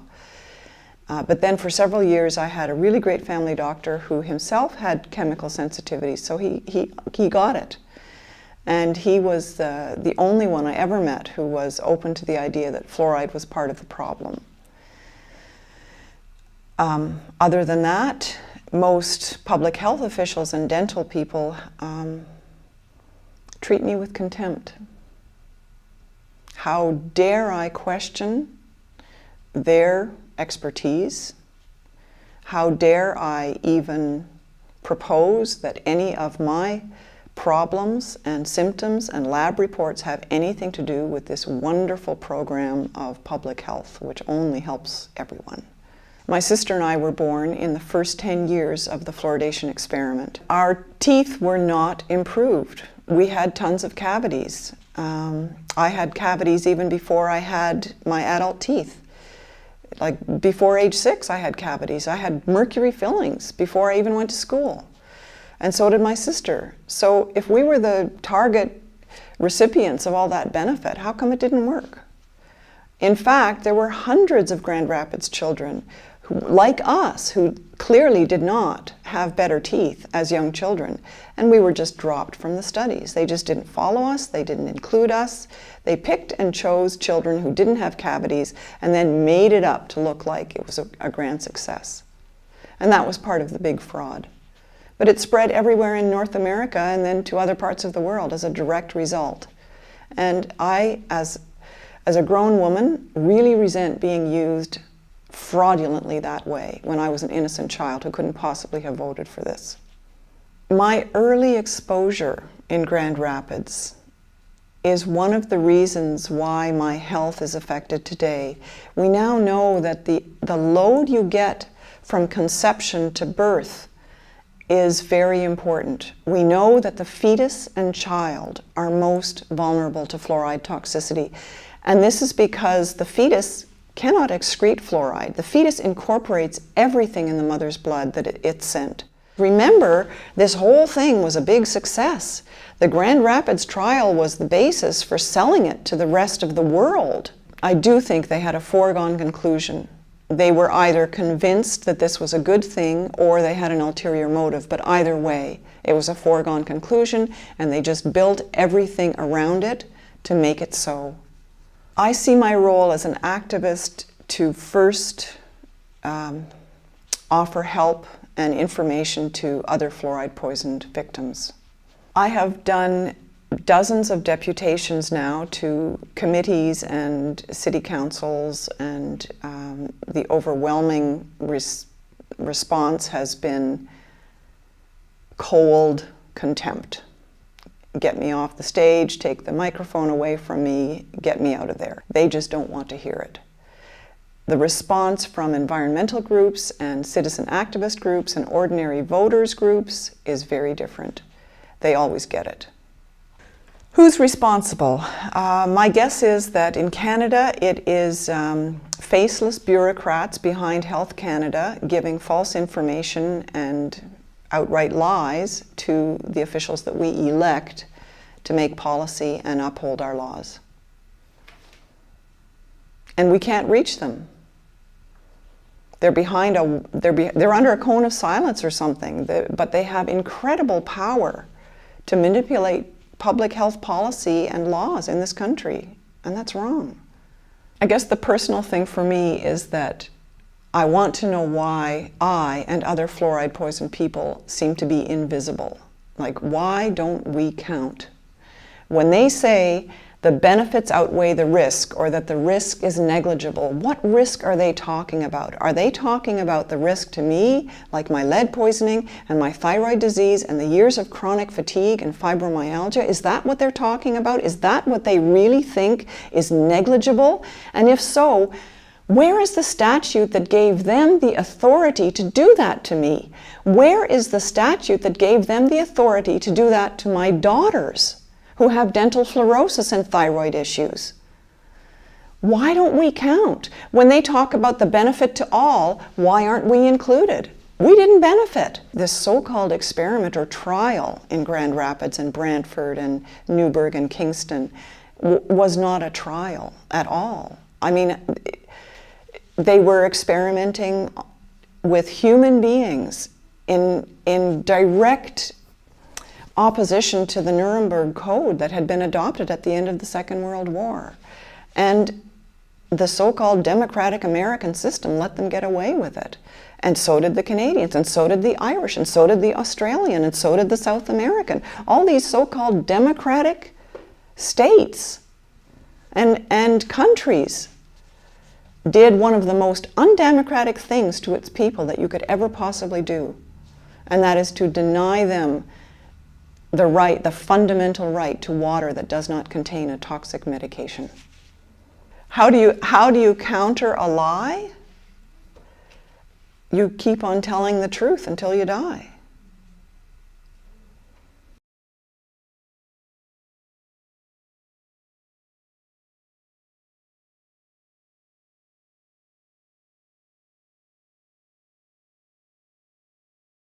Nonsense. And the other thing which is preposterous about this is a dentist has skills on teeth. We go to dentists for them to drill and polish and do other things with our teeth. Those dentists are not trained. They're not specialists in the brain, in the bone, in the thyroid gland, in the lung, in the kidney, into hypersensitivity, into margin of safety analysis, into risk assessment, in toxicology. They don't have any of the skills which will enable them to go to the public and say it is safe. They haven't done the reading, they don't have the skills.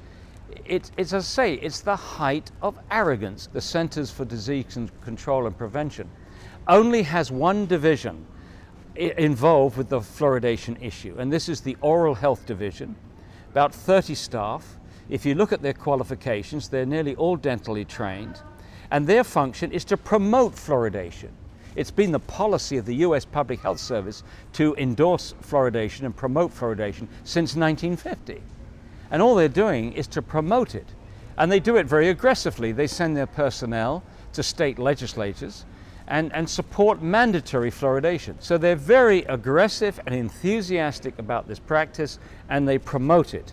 And therefore they have a huge conflict of interest when it comes to a question of whether this practice that they have promoted for 60 years, whether they have a conflict of interest when they tell you that the process is effective and safe. This is what is very peculiar, because as the evidence of effectiveness gets weaker and weaker, as they admit now that the mechanism, they got the mechanism wrong for over 50 years. For over 50 years they thought that the baby had to swallow the fluoride and the fluoride would be incorporated in the growing enamel. So when the teeth erupted through the gums, they would be harder and more protected against acid attack.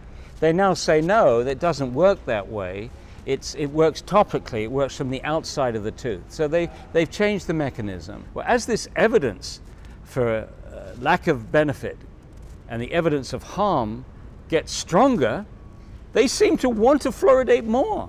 They seem to, right now, they want to introduce mandatory fluoridation in Oregon, in Pennsylvania. They've talked about Massachusetts. They've just got it through Louisiana. They've just got it through Nebraska, mandatory fluoridation. In Australia, they've just got mandatory fluoridation through in Queensland. In Victoria, they're forcing it on communities without even giving them a chance to vote on it. And it's puzzling why they continue to promote this so aggressively. And a lot of people have asked, where's the money in this? Follow the money. Well, it's difficult, which there are many industrial interests that use fluoride. They may be worried about liability. We have sugar interests. They've always wanted to reduce tooth decay without reducing sugar consumption. So for them, fluoride was the magic bullet. We have the pharmaceutical industry and others using fluoride in dental products. They may be worried about liabilities. The American Dental Association may be worried also about liabilities because they've endorsed these fluoridated products, and if it's shown that fluoridated water causes problems, then all these other products are also liable. But I think the real issue here is loss of credibility. I think the US Public Health Service and all its minions, the NIH, the Department of Health and Human Services, the CDC, and so on, have all promoted fluoridation so aggressively, so enthusiastically. Every Surgeon General has endorsed fluoridation since 1950. And I think now they feel that if they admit that they were wrong, that this is going to harm their other public health projects. My advice to them is the way to minimize liabilities is to stop fluoridation in the name of the precautionary principle. That way you don't admit to anything. You're not saying we think that fluoride damages bones and that's why we're stopping, because if you did it that way, then the lawyers would be jumping up and down across the country and having lawsuits for everybody who's had a hip fracture, everybody's got arthritis, everybody's got lowered thyroid function. So I think that's the way. As you know, Bill Hersey at the EPA said it very well. He says they're riding a tiger and they don't know how to get off. You know, they've told everybody for years that it's safe and effective, and it's neither, but they don't know how to admit up to that. But as I say, I think a careful application of the precautionary principle would get them out of a tight corner. You've got two choices.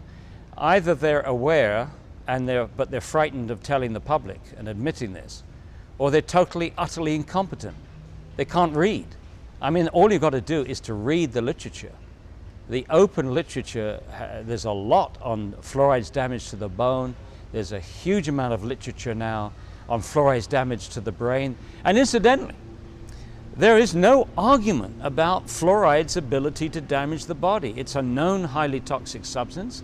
Millions of people worldwide have had their bones wrecked and other tissues impacted by natural fluoride. We've known forever that it interferes with enzymes, interferes with other aspects of biology and biochemistry. And it's also very clear and well established in literally hundreds of articles from India and China and other parts of the world which have high natural levels that people's lives have been ruined by exposure to fluoride. Skeletal fluorosis, damage to the brain, damage to the kidney and other things, well established. The only argument that's left is there an adequate margin of safety between the levels which cause this harm in the literature and the levels at which people are exposed in a fluoridated community. Now, I would state quite clearly and categorically that there is no adequate margin of safety to protect everyone in society drinking fluoridated water.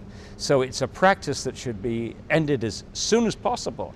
And it's not as if we don't know that it's harming people. There are 32% of American children, and this is a study conducted by the Center for Disease Control in 2005, admits that 32% of American children have dental fluorosis, which indicates that they've been overexposed to fluoride, not just in fluoridated water, but from all sources of fluoride, dental products, air pollution, some foodstuffs, and of course fluoride in water, and also fluoride in the foods and beverages which have been prepared with fluoridated water. You add all that up, and our kids are being overexposed to fluoride. And their gamble, always they say that dental fluorosis is a cosmetic effect. Nonsense. It's the first indication that the body is being poisoned by fluoride. And the open question is what other tissues have been damaged. You know, as far as thyroid function is concerned, doctors in Europe between the 1930s and the 1950s used to give patients sodium fluoride tablets to lower the activity of the thyroid gland. What's it going to do to somebody who's has normal thyroid function, or someone who's already got low thyroid function or borderline thyroid function?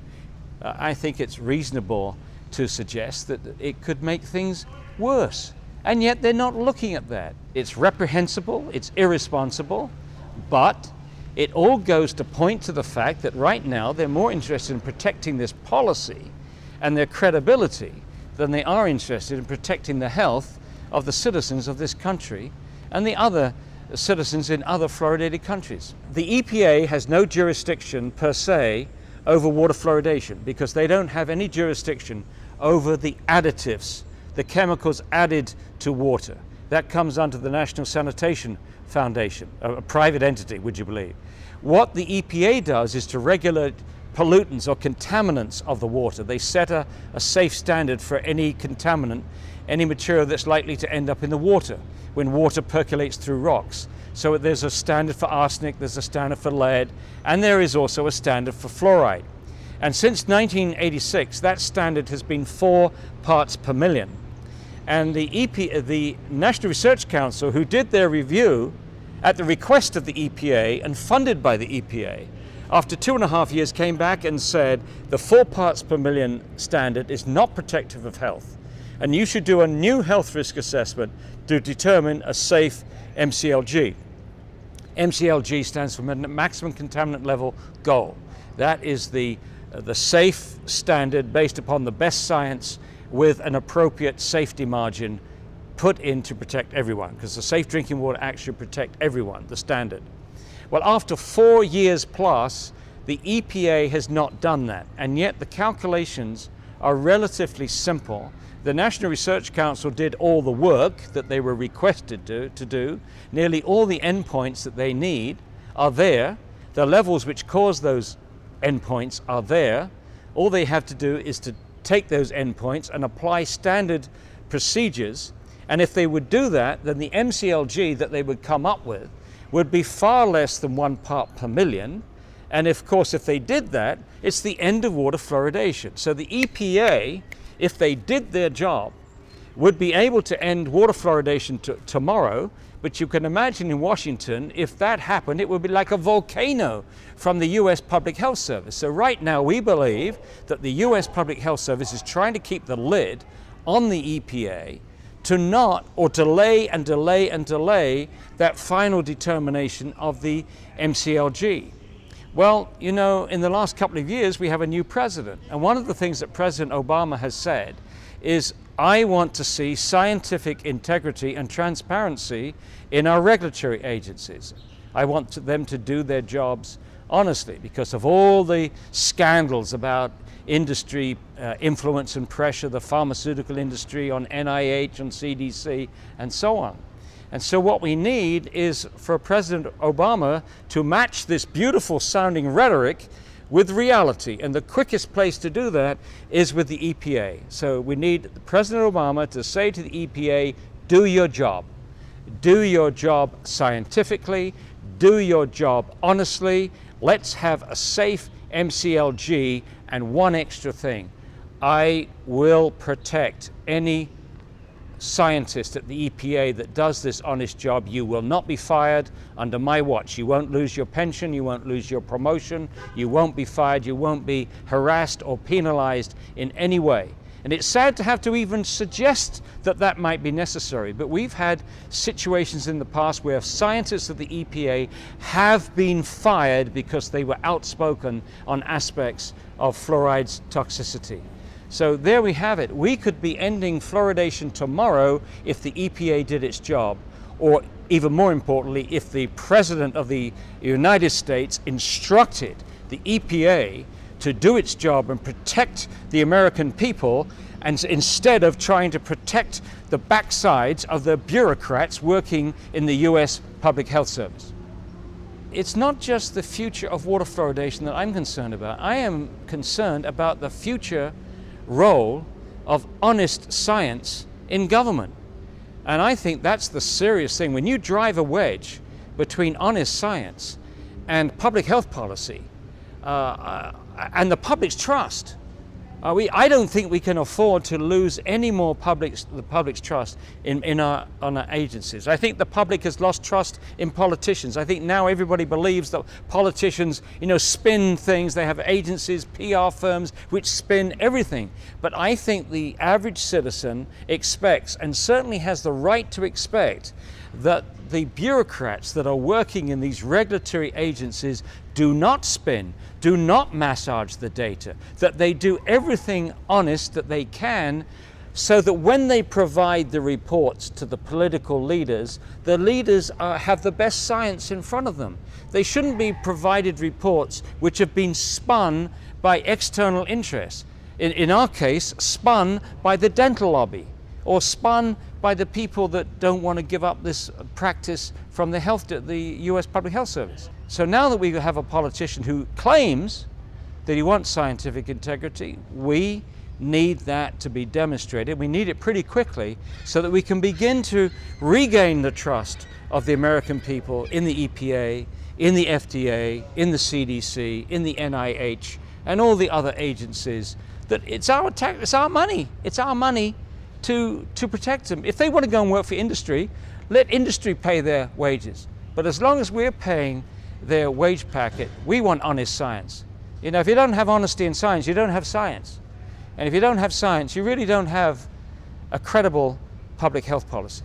The Canadian Dental Association is on record as recommending that patients do not use supplements for fluoride for babies. The ADA recommends that parents not use fluoridated water to make up baby formula. They haven't made much of an effort to get that information to the public. But it's very clear that they have conceded that the major benefit of fluoride is topical, not systemic.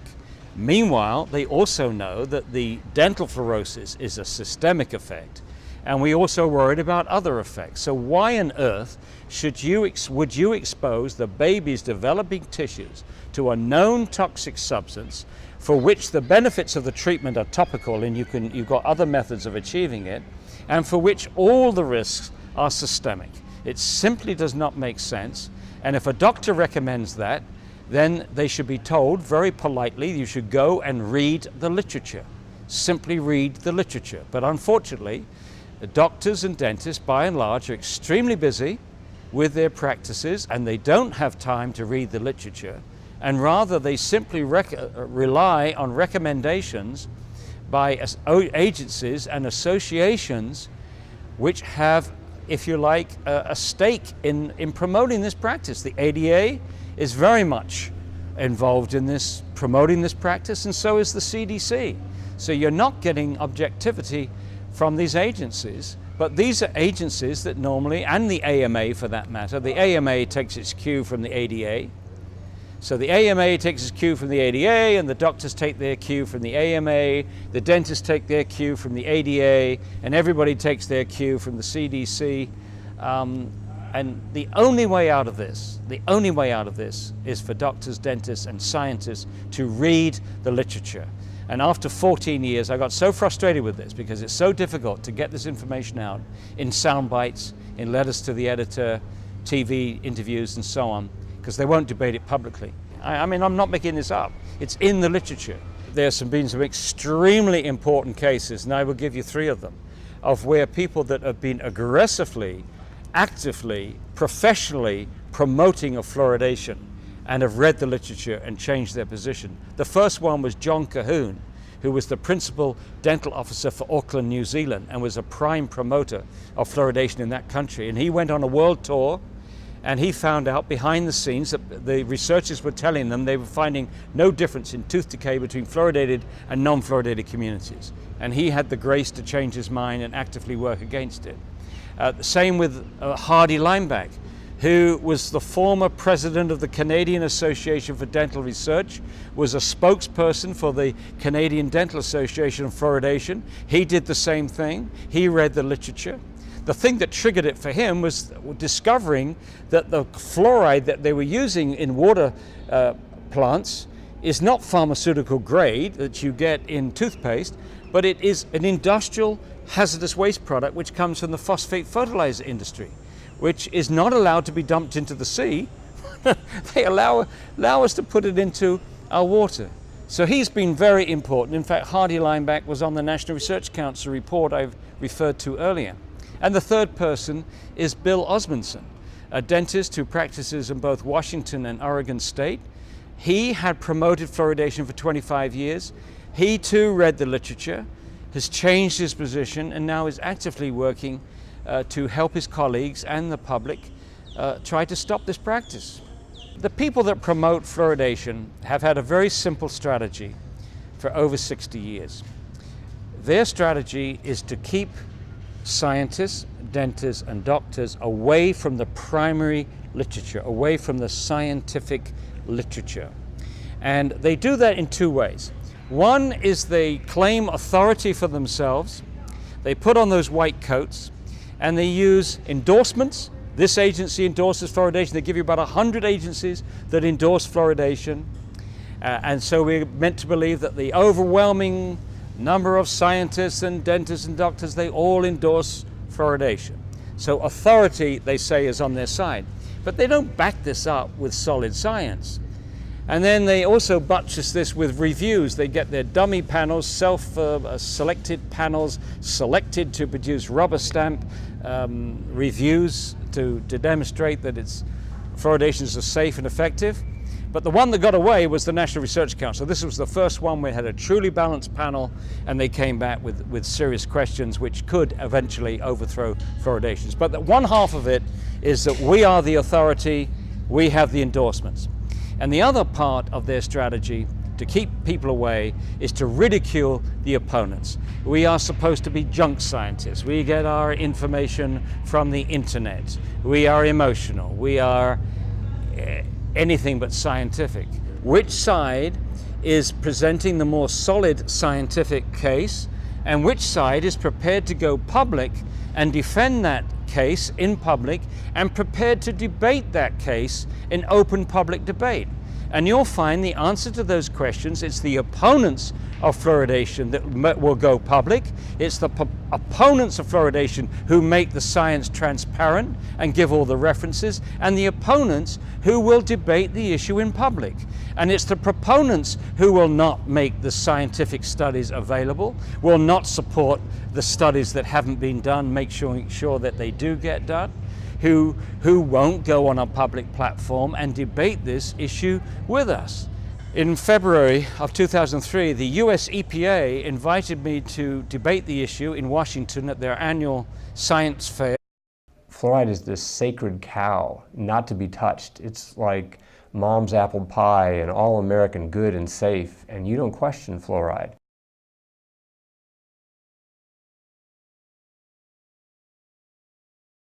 Paul Connett, Professor Emeritus of Chemistry from St. Lawrence University in Canton, New York, and now the Executive Director of the Fluoride Action Network. 14 years ago, my wife put a bundle of papers down on my table and said, "Dear, would you read these?" And I said, "What is it?" And she said, "Fluoride, fluoridation." I said, "Take that stuff away, these people are crazy." At that time, I felt that fluoridation was all cut and dried, it was safe, it worked well for teeth and so on, no problems. After I read the papers, the scientific papers, I was really rather humbled and embarrassed, because I realized that this impression that I was walking around with, that there was no issue here, there was no debate, was clearly not true. There were very serious questions. One of the issues that concerned me greatly was how low the level of fluoride is in mother's milk. It's actually as low as 0.004 parts per million, which means that a bottle-fed baby in a fluoridated community where the parents make up the formula with fluoridated tap water is going to get 250 times more fluoride than a breastfed baby. And I felt then, and I feel now, that nature wouldn't have screwed up on something as fundamental as what a baby needed for healthy growth. And as I read more, I realized that there were some serious health concerns here. And as I read still more, it was clear that there was no difference in tooth decay between fluoridated and non-fluoridated countries. And also, even though most people have been persuaded that everybody is doing it, and you could argue that most people are doing this in the United States, but most people in the world are not doing it. Most countries are not fluoridated.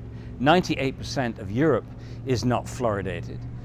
The majority of countries are not fluoridated. In fact, there's only 8 countries in the world that have more than 50% of their water fluoridated. So the odd men out are the people that fluoridate. If you get chance to talk to an audience with an open mind, an audience that's prepared to listen, it doesn't take very long to persuade them that this is a very silly practice. It's bad. It's a bad medical practice. When you think about it, once you put it in the water, you can't control the dose. Once you put it in the water, you can't control who gets it, which means the very young, the very old, the very sick, the people with impaired kidney function, the people with poor diet. And also, there is no individual supervision. There's no doctor checking to see if there's any side effects. And if you believe in fluoridation, that you believe that there's this single drug in the world that has no side effects. It would be absolutely remarkable if fluoride had no side effects. And the only way they're able to maintain this very unlikely position is that they're not doing comprehensive health studies in the United States to see if communities that are fluoridated are experiencing greater health problems. Are they experiencing arthritis? That's important because there is an increase in arthritis in the United States, and we know that the first symptoms of fluoride's damage to the bone is just like arthritis, pains in the joints, in the bones themselves. Another thing that's associated with fluoride is lowered thyroid function. Again, we have a huge epidemic of underactive thyroid gland in the United States with symptoms like lethargy, chronic fatigue, depression, obesity, and so on. All of these things are all around us, but nobody is checking to see if there's any relationship between people drinking fluoridated water their whole lives. By the way, that's another reason why fluoridation is so preposterous. You are giving a drug to people for them to drink every day of their lives for the rest of their lives. I mean, it is, quite frankly, it's one layer of preposterousness on top of another. And to top it all, to make it a very clear case of bad medicine, you're not giving people informed consent. You're allowing a whole community to do to everyone what an individual doctor can do to no one. An individual doctor cannot force a patient to take medicine. They are required to tell them the benefits and the downside, the side effects. And once the patient has heard these, then they are supposed to make up their own mind. We haven't given our consent to this. To me, it's the height of arrogance. We are meant to believe that just because they put on a white coat and tell you that they're the experts, that we have to take this medicine. It's absolute